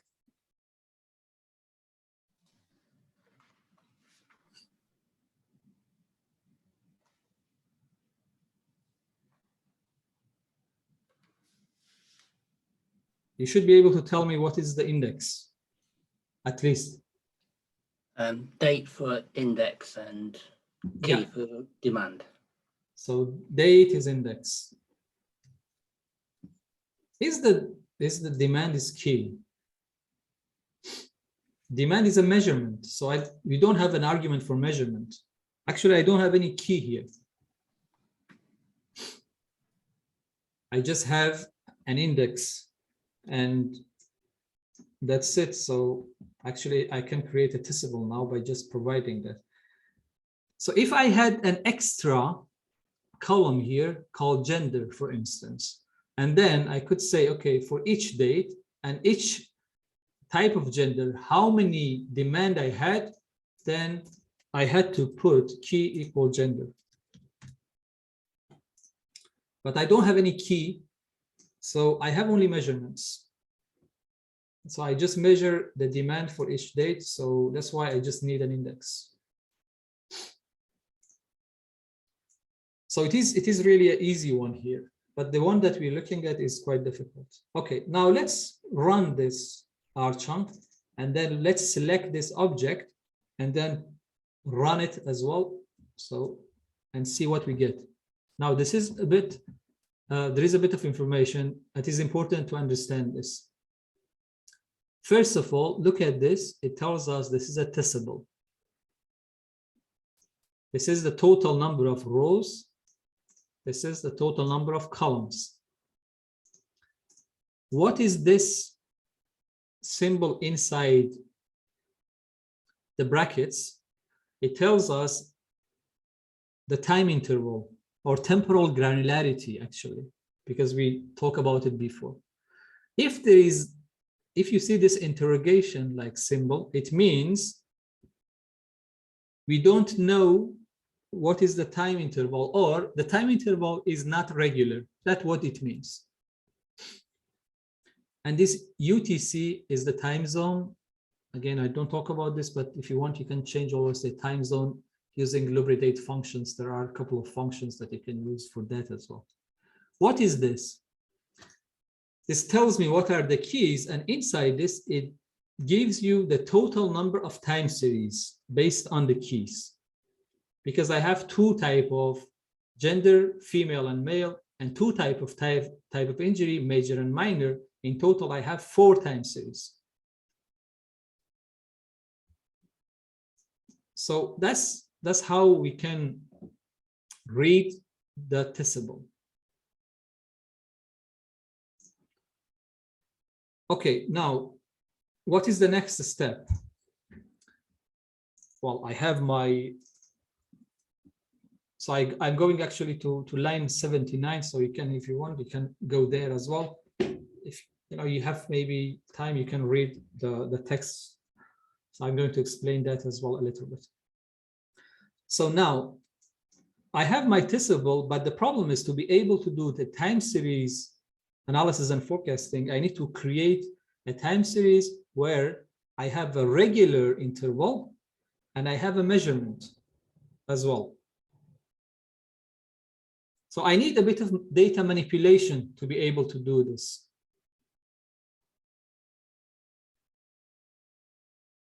All right.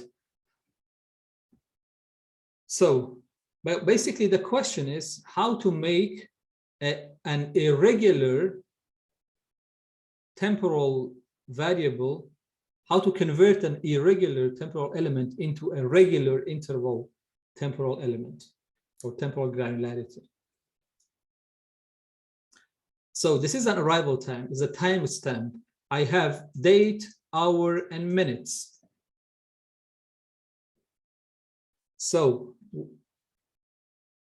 what would be the minimum or the most disaggregate equal time interval that I can create? Well, I can actually have it even for every 5 minutes, if you like, because I have the minutes. So I can count the number of arrivals or admissions in every interval of 5 minutes. Okay, so from now, so what, I don't know what time is it, so is 2:50, from 2:50 to 2:55. How many admissions we have? I count them from 2:55 to 3 o'clock. How many patients? And I count them. And this is exactly what we want to do here. So we can have any actually interval we want. Well, here I started from creating an interval of half an hour, but you can replace this with 5 minutes. You can replace this with 15 minutes. You should be able to do the same. Okay, so we take that the first thing that we have to do is we have to group, because if you want to include our keys, we have to group by the keys that we have. So that's what I have done. I will show you later what happens if I just delete that. Okay, if I ignore this, what would happen? And then following that, I have to introduce another function called index by.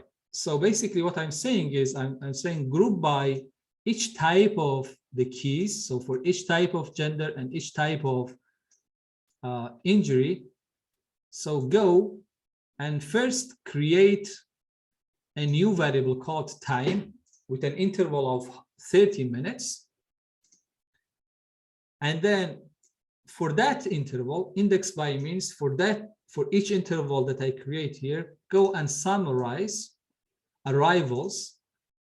And then this n here means go and count the number that you have in each category, each group and each index by. So for each type of injury, each gender, and each interval of half an hour, I can count how many admissions or arrivals I had. All right. So, and you can do this in different ways, basically. But here, well, this is how I did it initially, but you can also do it in different ways. Now, what happens if I just run this? Well, if I run this, I get something like that. Now, the problem is it didn't actually give me an interval of half an hour. It just gave me days. So for each type of injury and each date, it gives me the arrivals. Why? Because here I used a wrong function. So this AS underscore date creates just a date object. Actually, what I need is a function like this one, the floor date. Just to show you what this actually does. So there are a couple of operations here, actually, inside this, right? It is like I'm telling my function to go to this data. So first of all, group by this column and this column, and then create from the arrival time column, create intervals of half an hour, and then go and count the number of rows, because each row is one arrival or one admission, and put them in a new name called arrival. That's what I'm trying to do. Okay. But if I do it with this, it doesn't work because it just gives me a date. I need something more. So that's why I created an artificial or a fake date. This is what we see here. So it is similar to what I have: year, months, and day, hour, minute, and then second, and then a time zone. So what I do with floor date, I say, give me a floor date of 1 hour. Let's see what is the output of that. It gave me the bottom of that time. So it removes the 11, and it said, this actually belongs to 16. What if I do something like just 30 minutes like that? So this helps you to understand what that function does there. Okay, if I do that, so again, this time it gives me the same thing. So what happens if I do something like that? I change the time to 41. This time it gave me the bottom of this date time with the interval of half an hour. So it gave me half as 4, right? So again, if I change this to 4:11, so if I'm interested in interval of half an hour, so I use this floor date, it means give me the bottom of this. So the bottom of this, which is 4 o'clock, so it should give me 16, yeah. And this is what we do here. So basically, this is not the right one. I have to replace it with the floor date. And if I just run this like that, so you see that now I'm creating, this is not ordered, so we cannot see that really. so the order is based on these two variables, but you see that the intervals are all in half an hour. Okay, so I first group by this. So this index by is like group by, but we use this for the index and testable. So now if I pass this to the summarize, so summarize is always calculating a summary of what we have here. And then what I want is for each half an hour, so it means it goes for each date, and each half an hour that we have, it counts how many are in this interval. Okay, how many are this interval, and count them. So this n means that, and put them in a new name called arrival. As a good practice, whenever you do group by and summarize, you have to include that dot groups equal to drop. So always keep this, and as by default, whenever you do group by summarize, add this to the end, with a comma after whatever you have here. So now if I run this, let's see what I get. Okay, so I run this and I assign this to a new name. Now I select the new name and I run. Okay, so now for each type of injury, gender, and each type of injury, and each half an hour, I count the number of arrivals. And this time, look at this. It tells me the interval or temporal granularity is 30 minutes. Okay, so it changed that. What if I change this to 1 hour and run it again? Well, again, you need to change the name, but I'm just trying to demonstrate what happens. So here, this time, I do the same thing, but now the time interval is 1 hour. What if you need 15 minutes? Okay, just put 15 minutes, run it, and then check. Now you have an interval of 15 minutes. So this is very helpful in terms of how you can create any time interval. So basically by doing this, we create a regular testable now. And actually you can do this in many different ways. So imagine now you have this data, and then I want to get rid of the grouping things. Okay, so you may say, this is something I don't really need. Okay, so what I do is I just copy basically my index by here, and that's, you could just fill in those question marks. And then on summarize, I just put n here as well. Okay, so what happens if I do this? Well, just because I put half an hour, let's just keep this to half an hour, but as you realize, you can change it. Okay, so if I run this, this time actually the grouping disappeared. So if you are not interested in forecasting for each type of gender and type of injury, because each one gives you a unique time series, you just want to look at the total arrivals for each half an hour, regardless of the type of injury or gender. This is what you need to do. Just ignore those keys, and then the rest of it would be actually exactly the same, right? So this is basically what we are interested in. All right, so, and again, I tried 1 hour, 15 minutes. You can try 5 minutes, depending on what you do really. But remember, this interval is important when you work with the timestamp like the one we have here. Okay, so if you put 1 day here, it doesn't work.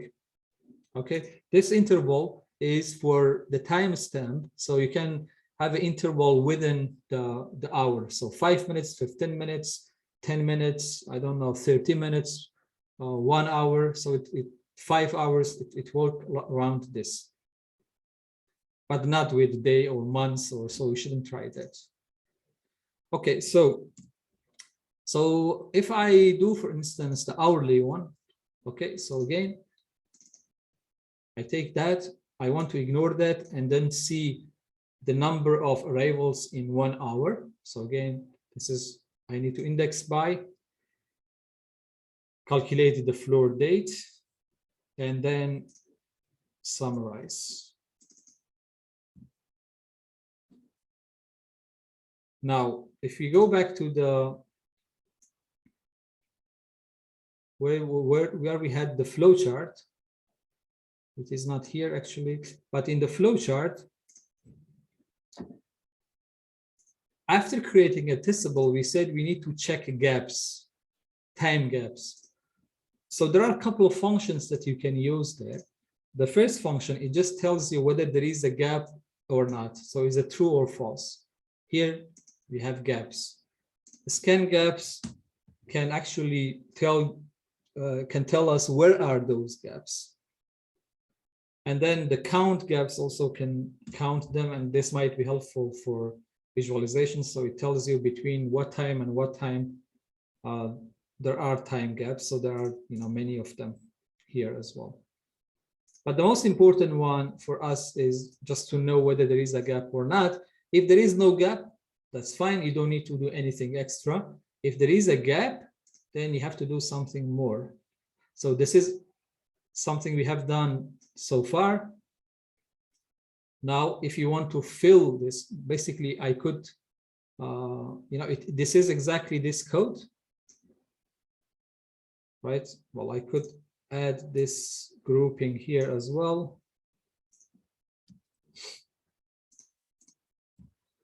And then, so this is exactly what I had before.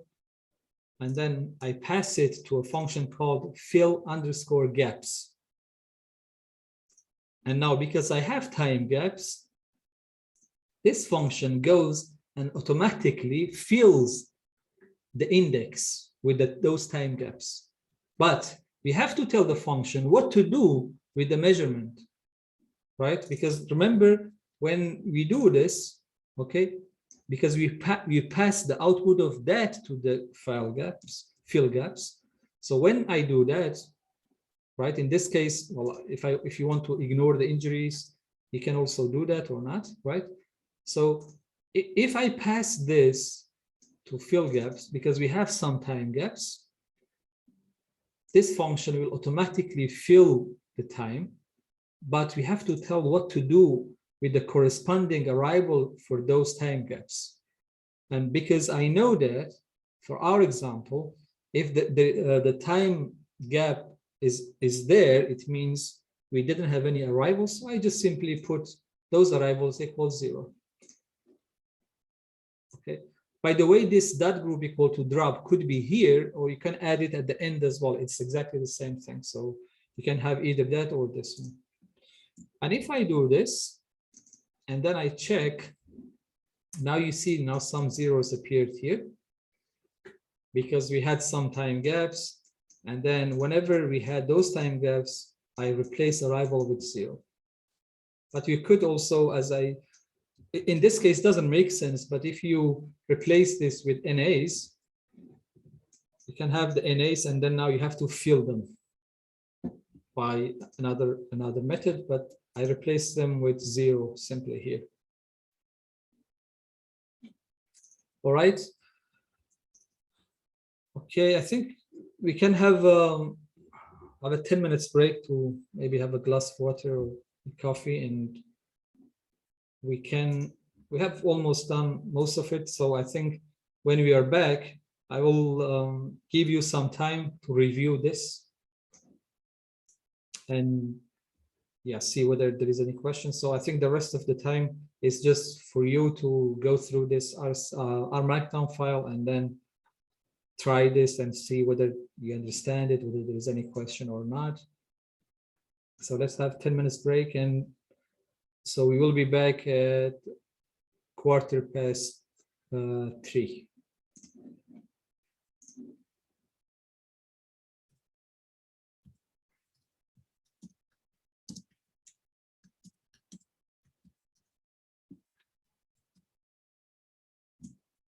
All right.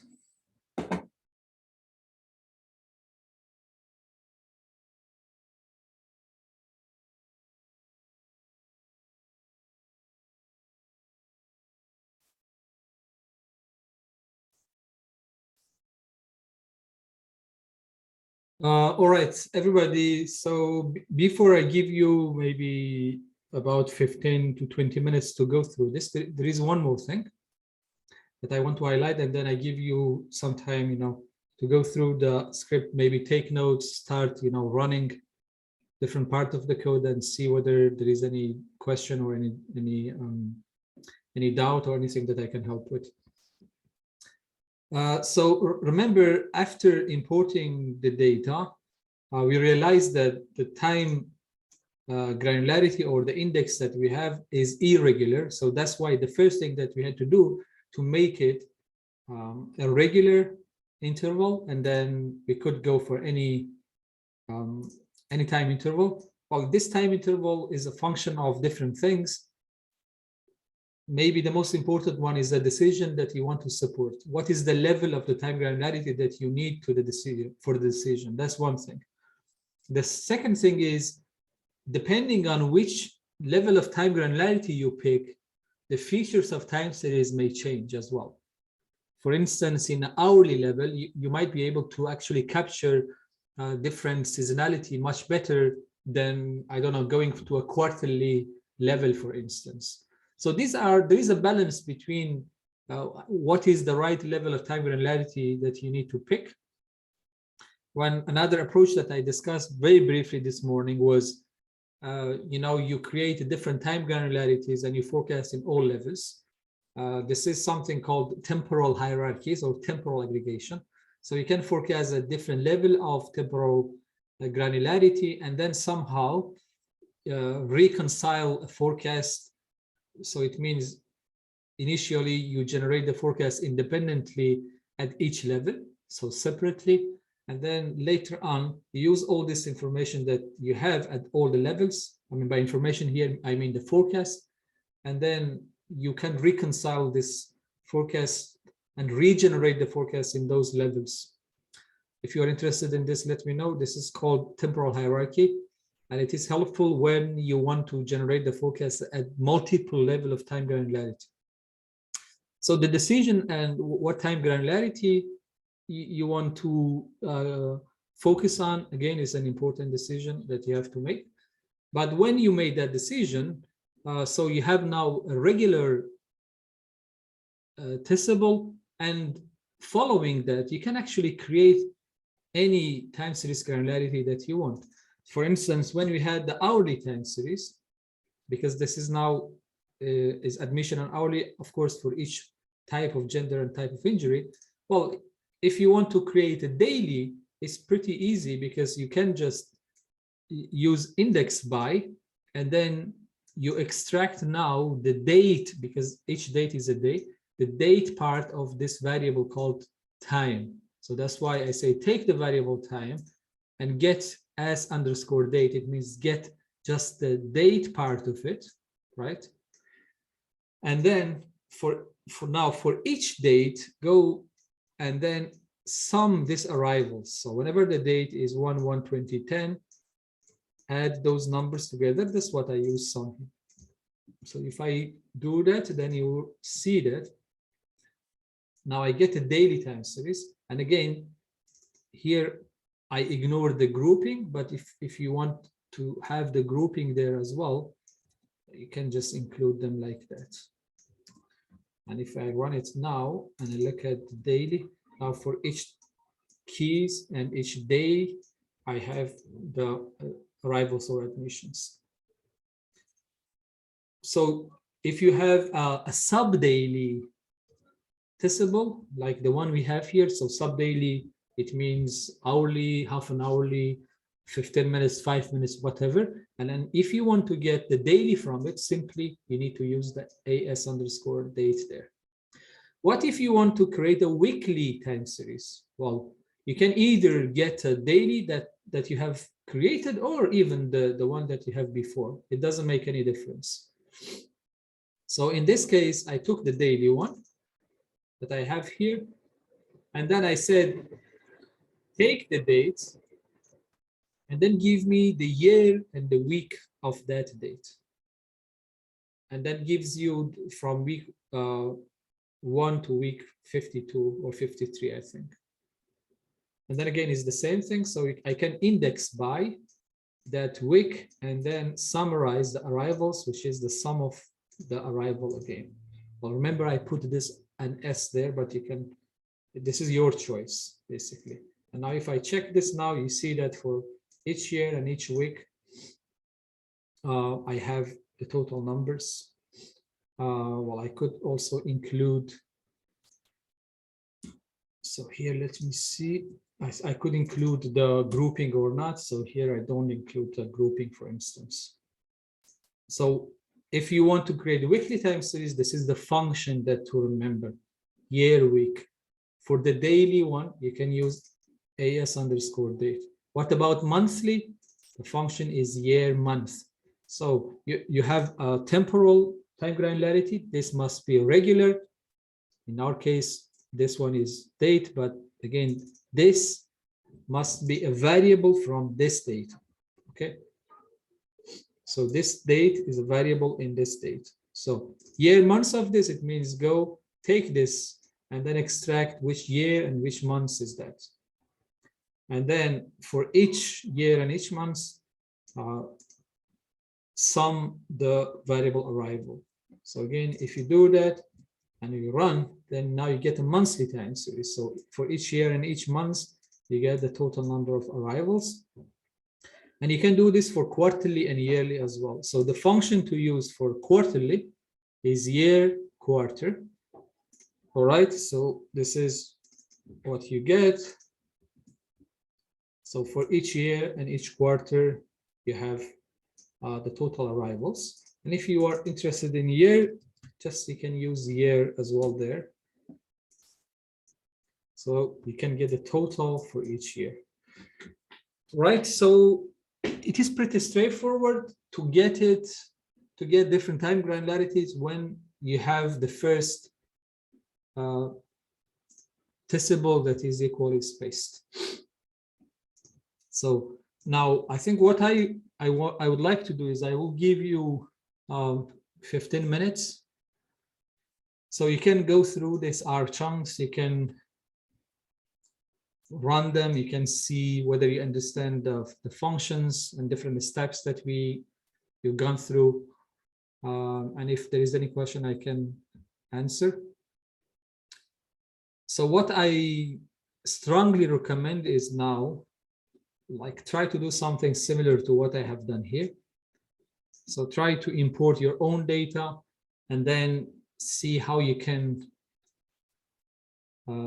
modify the code that I have provided here to work with your own data and go through the rest of this.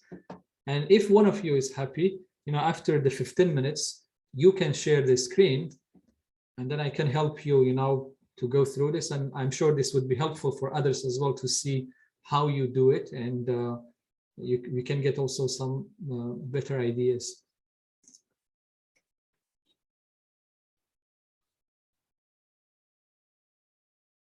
I think this is something that you can check. So it's a good question, how the number of weeks are counted.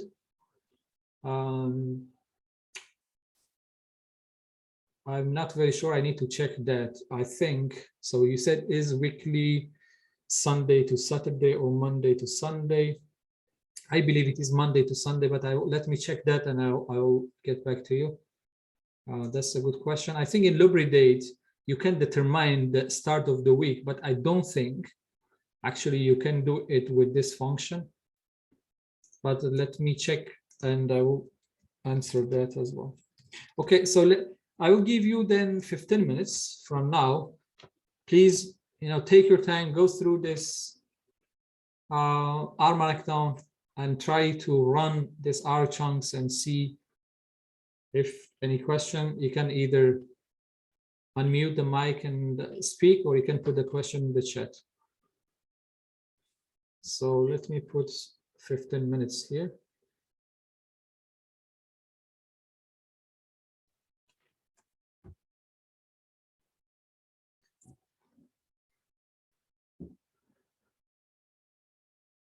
Okay, there is to answer your question, I think it was, is it Mitchell or is it Mikhail? Sorry. So there is actually a week start. So I think you can determine this week start as well. So an integer between 1. So I think by default is Monday to Sunday, but you can change it if you like. So if you want to change it, you have to put this argument inside year week, week underscore start equal, which number actually you want to put it there.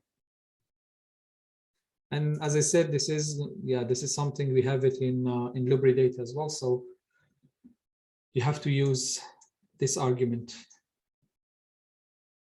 All right. So just change the number basically from 1 to any that you. I think another thing that I was interested in myself is year quarter, because sometimes quarters are defined differently based on the financial year. Yeah, so here you have the fiscal year as well, which is a good thing. So you can determine, for instance, I think by default, quarter 1 starts from January. But if you have a different fiscal year and you want to make sure the quarters are aligned with the fiscal year, then you have to go to the argument fiscal underscore start and then change it to the number of the month. So this changed from 1 to 12 as well. So 1 is January, 12 is December. And so this could be also used there. All right.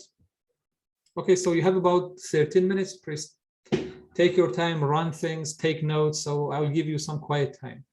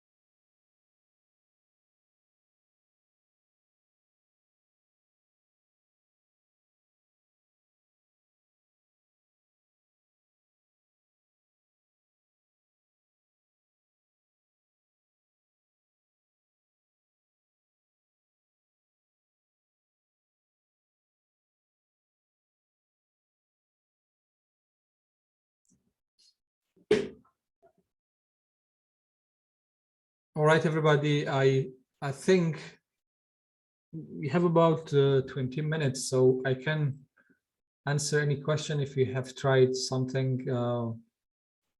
Any question, anything that didn't work, or any doubt?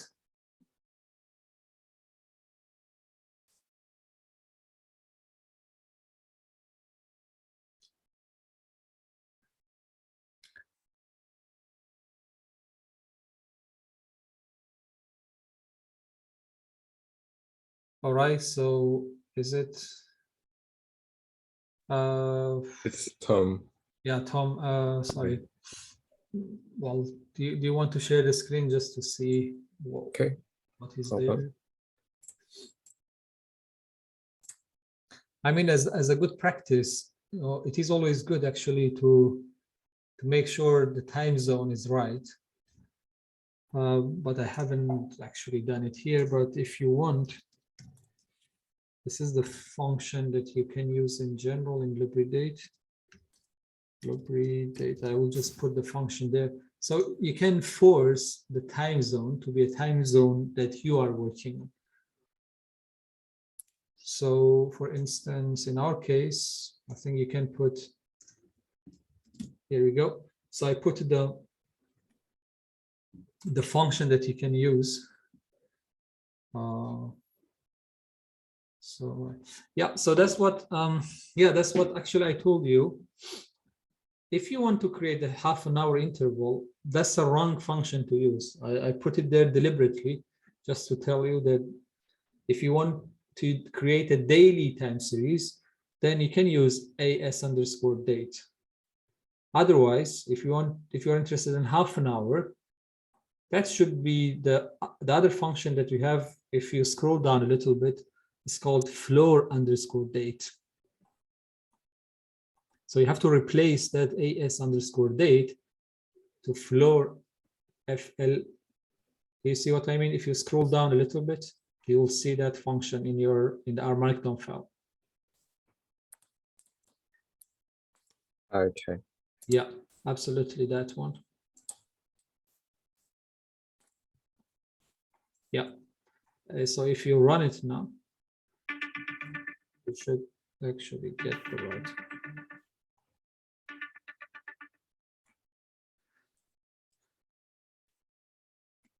Yeah. Yeah. So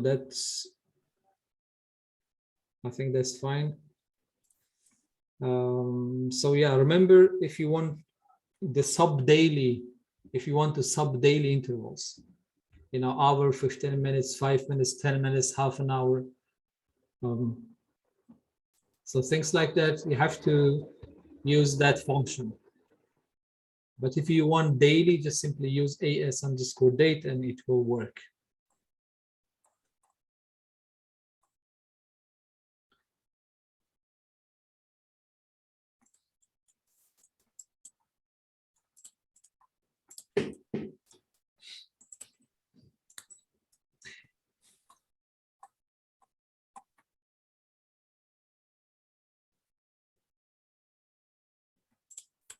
So the financial year, you mean in terms of what? When you calculate the quarterly, or?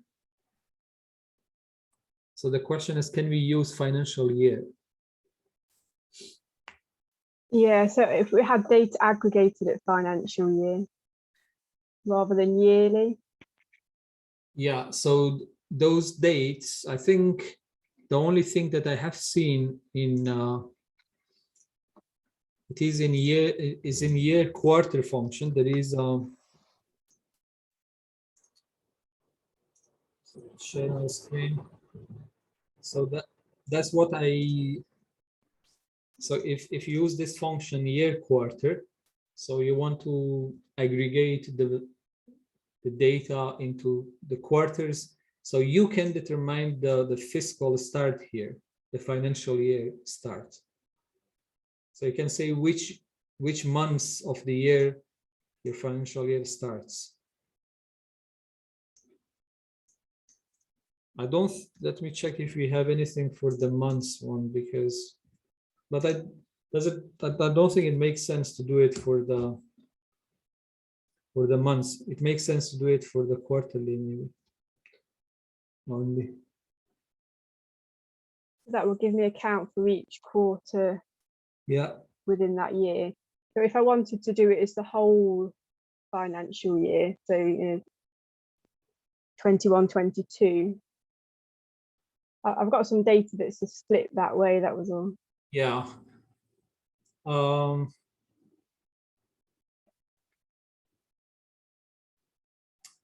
I don't think we have a function that actually gives you automatically that, so you may need to do some manipulation yourself. So for each date, for instance, you can extract the months and the year, and then you can add a new column actually to that, and then determine which year your financial year starts, something like that. Do you see what I mean? So we don't have the automatic function to do that, because if you use the year function, let me check actually if year function we have a financial year or not. Don't think there is a financial year in the year one as well. Yeah, so the year function just extracts the year of the date that we have. But what you want, for instance, is to aggregate, I don't know, the July to July, something like that, right? So for instance, July 2020 until July or until August 2021, something like that, and that could be your fiscal year. So I think so for that the function doesn't do it automatically.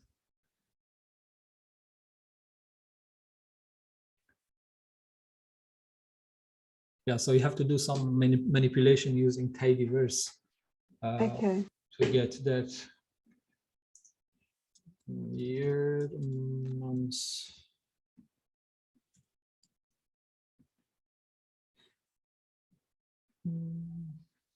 Or actually, why don't you do this then? If you want that, you can do year quarter first, all right? And then here you can determine the fiscal start. Let's say you say 7, so it means your fiscal year starts from July. I can do something here if you like, just to show you.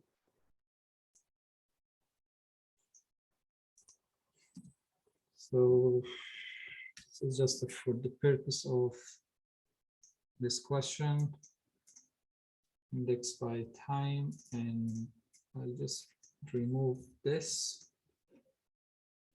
So let me see what I get here.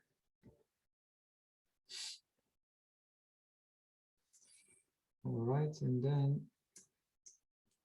I'll just do this.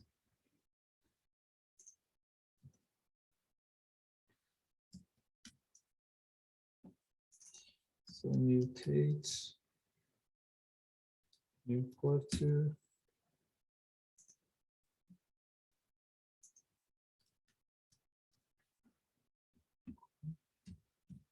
Is equal to year quarter, and then I put this fiscal year equal to 7, for instance. Okay, what's missing? Oh, sorry, so I missed. What is the function time? And I think this is going to be time.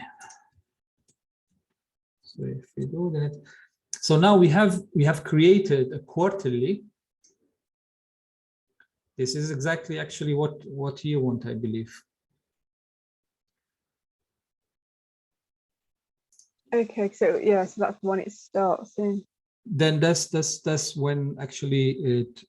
So the quarter 1, it becomes from July and any months you want, basically. So which months your fiscal year starts? April. April. So that would be 4. So if you do something like that, and just let me put something there. I called fiscal. And then if I look at this, so we have all these things here. And then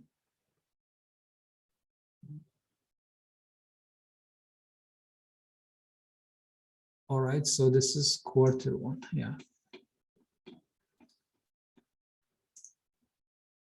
So everything that is there, it will be your Q1 and fiscal, and that here or here. So from April, then you have Q1, and then 2011.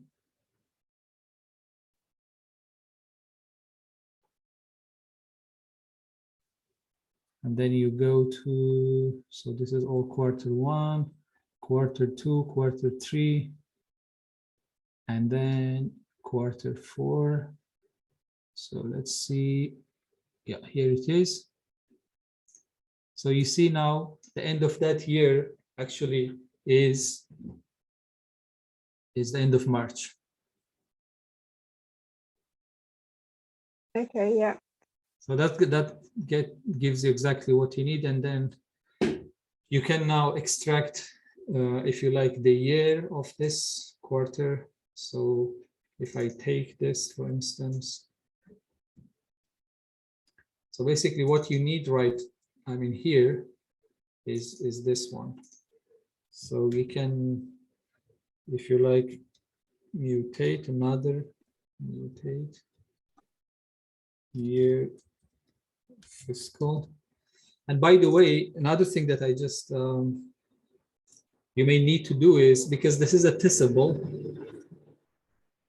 sometimes you may need some manipulations, and for some reasons you want to get rid of this time, for instance. It is very easy to make a testable a table. So basically, if you have a testable, you can put it inside this if you like, or just pass it to testable. So this makes the testable that you have here a table. So if this is something that you need, you can also do it easily. And sometimes it's helpful actually in data manipulation, things like that, the one basically you need here. So if I want to do it, and then I pass this to mutate, let's see if I can get the year of this here. All right, so I think that's right, and then I can summarize now. Arrival, for instance, which is sum of arrivals.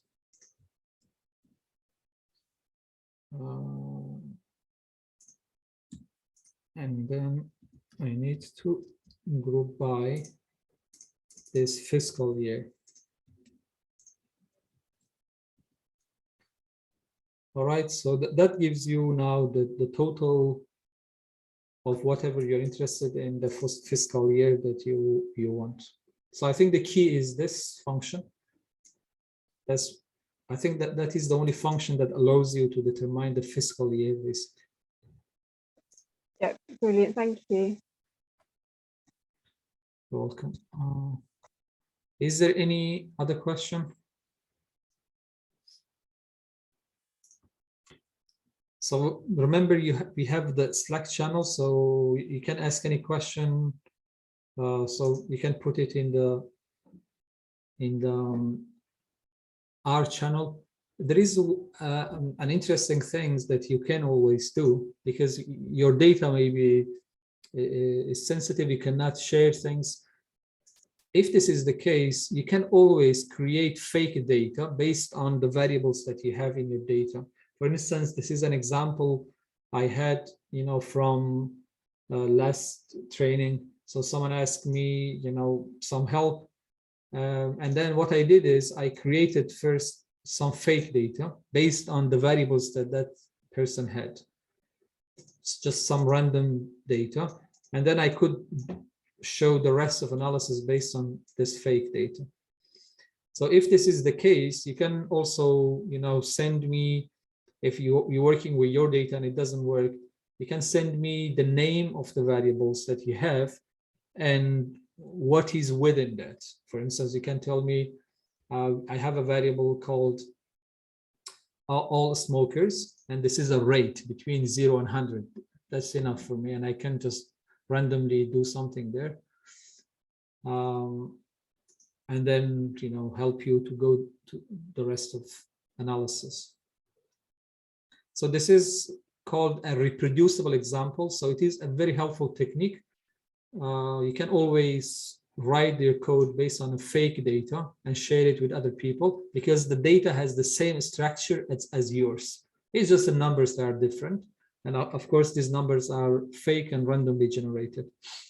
So if you can do that, it is brilliant, so I can help you. Otherwise, you can just put, these are the variables I have in my data, and I can generate those variables and do the rest of analysis based on them, and then send the code, and you can just replace the data with your own data, and then the code should work.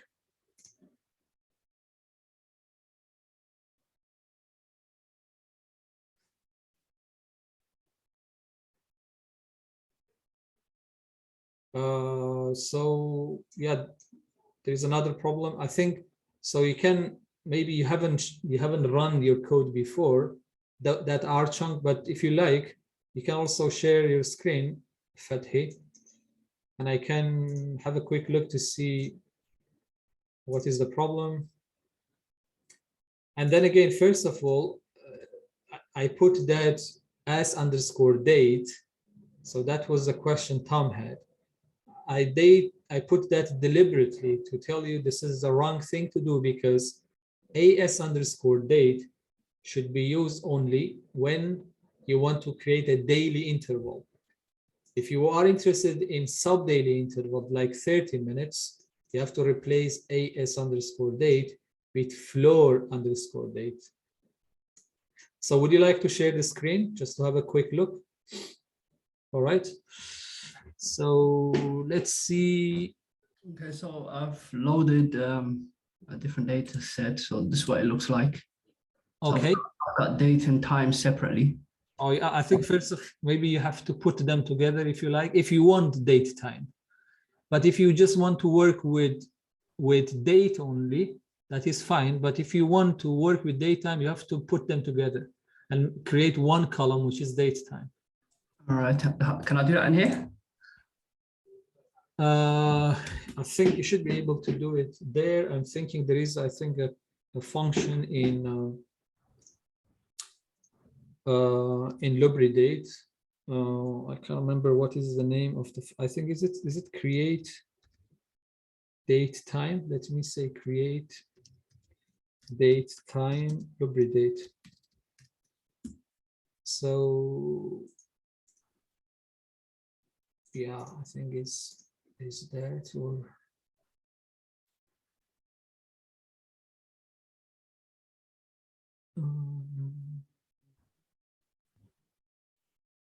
create, this is not that one.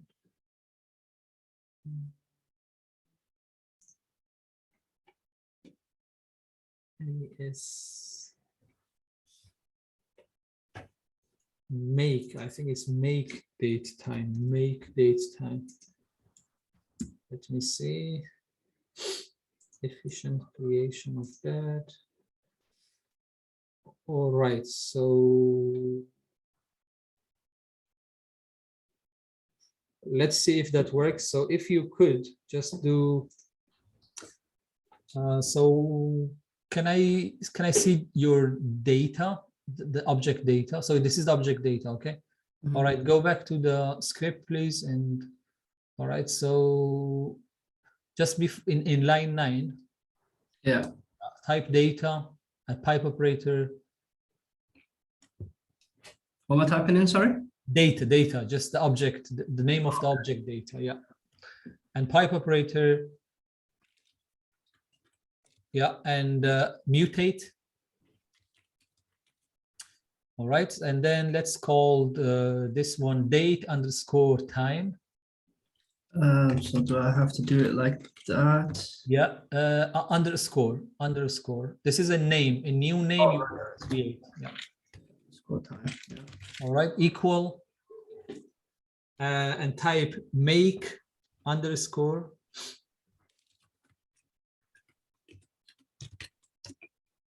Date time. Yeah. And then what is the column name for date and what is the column name for time? Just put them there. Okay, so yeah, right. Is it? Yeah. And then comma, arrival time. Yeah. Let's see if that works. Can you run that line, please? Does it run? It should be, I think, at the end. Yeah, I think we created that. Can you put the pipe operator? Mhm. Sorry, can you assign this to a new name? So at the beginning of line 9, just type no before. Oh, okay. If you want to put data 1, that's fine. Assignment, type assignment. Yeah, and then data, because yeah, data. Yeah, absolutely. So if you run this now, and then can we just view data 1? Yeah, absolutely. If you go to the end. All right. Yeah, we've got the time there. Okay, so the thing is, I think you need to put the format there as well, because I think So it just. Okay. Great. Or something. Let me see if something like a bind would work. Bind date and time. So binding date and time. People got also the same questions.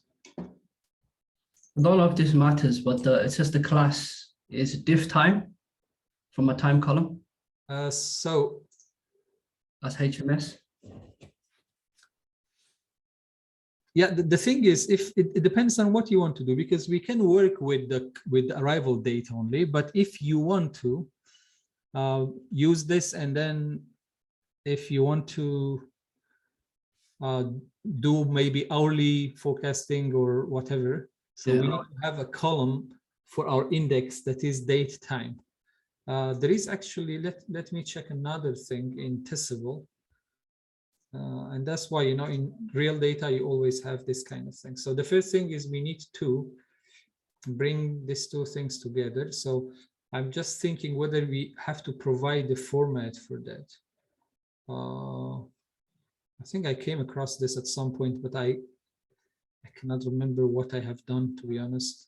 I'm just trying to figure out what would be the right thing to do.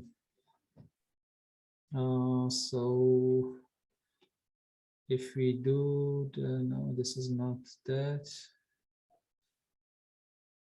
Okay.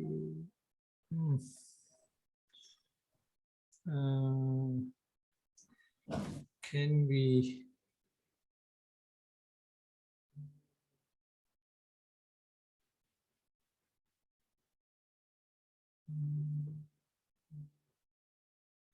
Can we do one more thing? And if not, I can maybe look at something in the. So can we? So this didn't work, I think. No. I'm not. So I think the make date time doesn't have a format, because I was thinking we may actually need to make date time. Just 1 second. Yeah, it just takes. It just takes the. It doesn't work with variables. I came across this another time, actually. Can we then do something? I don't know what is this, to be honest with. Can we do, instead of make date, can we have a year, month, so YMD, so replace the make underscore date with YMD. Okay. Yeah, and can you close the parenthesis after the arrival underscore date and put a plus there? Yeah, and instead of comma, put plus. And then here, what is the format of this? So is hour, minute, and second. So type HMS. Yeah, parenthesis. And okay, can we run this just to see what we get? And okay, so I think, all right, Yeah. I think that worked. Yeah, okay. So if you go back now, okay, so what we need to do here.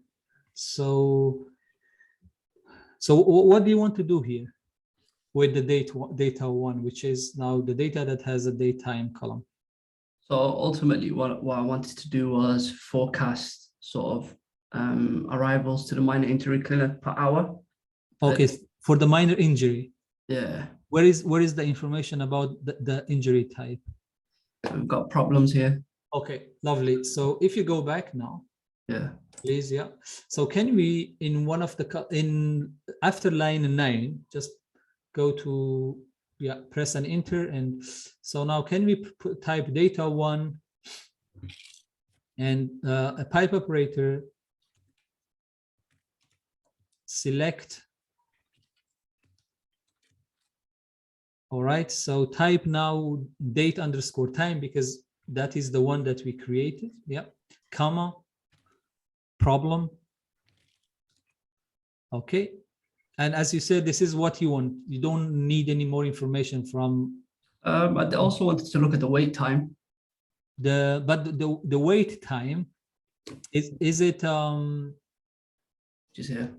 is it, yeah, so the wait time, this is not maybe in the right format basically. So Okay, you have to also do this do for something now. with that. Right.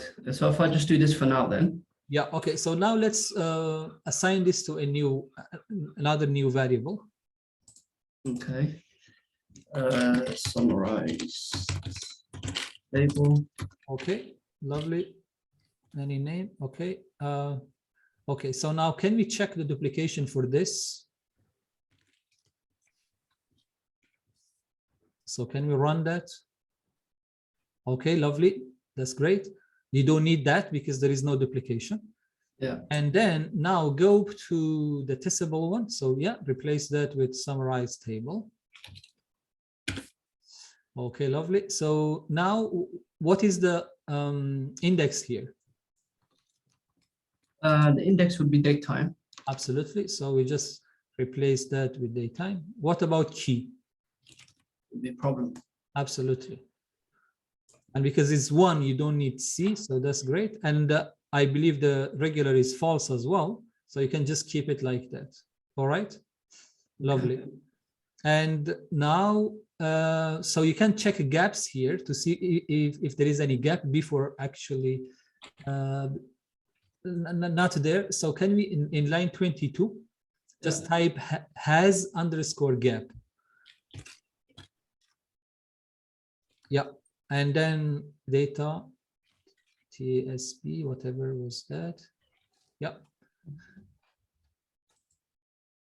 All right, there is no gap. Great.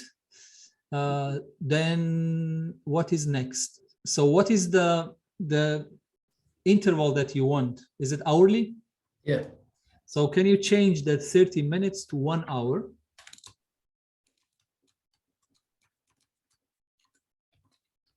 All right, and then arrival time, change it to daytime, and then change the date AS date to floor underscore date. And so I suppose in your example is, yeah, lovely. So can you check then we don't need that. So can we check that one? Yeah. So now for each type of problem and each hour you have the total, well, we can change the arrival to the name of variable that you have. If you call it arrival is okay, I think it's fine. So now can you go to the console and type the this name there for me, please.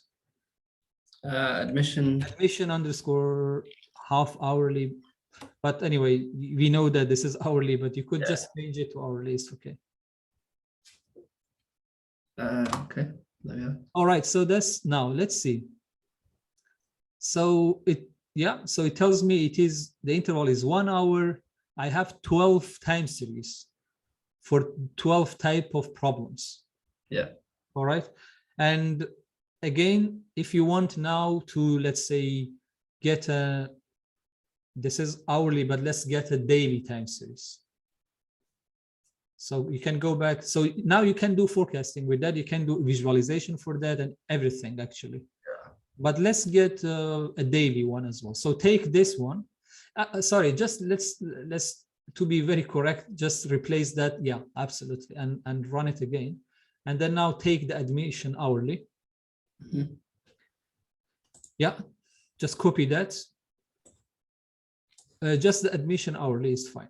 Okay. Or you can actually do the rest as well, but and then change it to admission daily.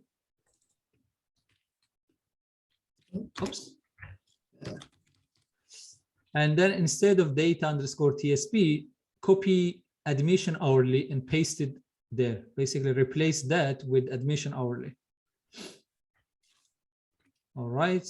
And then, so we can have the group by problem and index by, and change that to AS underscore date and remove 1 hour. Just, can you check if the name, can you scroll down in the console, just 1 second in the console just to see the name of, yeah, okay. So the name of your variable is not date underscore time, it's just time in that. Oh yeah. Yeah, okay. And then you just replace it by time. And so here, the thing is, you shouldn't use N, you should use sum. Can we go back to the console and look at the data? Yeah. Yeah. Okay, so now we have a column called arrival, and then there is a number there. What we want to do here is we want to create a daily. So it means for each date, we have to sum the arrivals. Right. We did N previously because we didn't have any measurement. We just had the time. So that's why we counted the number of rows. But here we have a variable called arrival. So you have to replace N with sum. And then inside the parenthesis type arrival, because that's the name of the variable that you have there. Yeah. All right. And if you run now, cannot be overwritten AS underscore time. Can you change that time? The other one, index by the first time that you have by, can you change that to date? Yeah. Okay, can we check now the admission daily? So now for each type of problem and each date, you have the arrivals. And if by any chance you want to look at the total without the keys, so again, can you go back to the script? So, and copy paste this, please, 29 from line 29. Yeah. Copy this and paste it below. And change the admission daily to admission daily total or any other name. And then remove the group by stuff that you have there. Okay. Yeah, exactly. Delete that and run again. And then can we check? Oh, okay. So you changed the previous one actually. So maybe you can press Ctrl Z. Okay, yeah, so you have to delete this one, yeah, in line 34. Yeah. All right, and you run this now, press Ctrl Enter, or can we check the admission daily total? So now you have for each day the total numbers.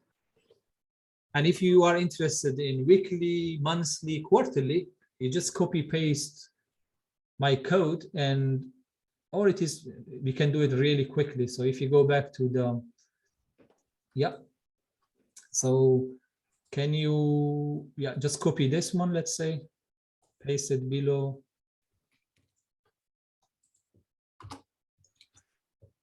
And then, yeah, that should be monthly, yeah. And then instead of admission hourly, you can either use admission hourly, you can use the admission daily total, whatever you like. And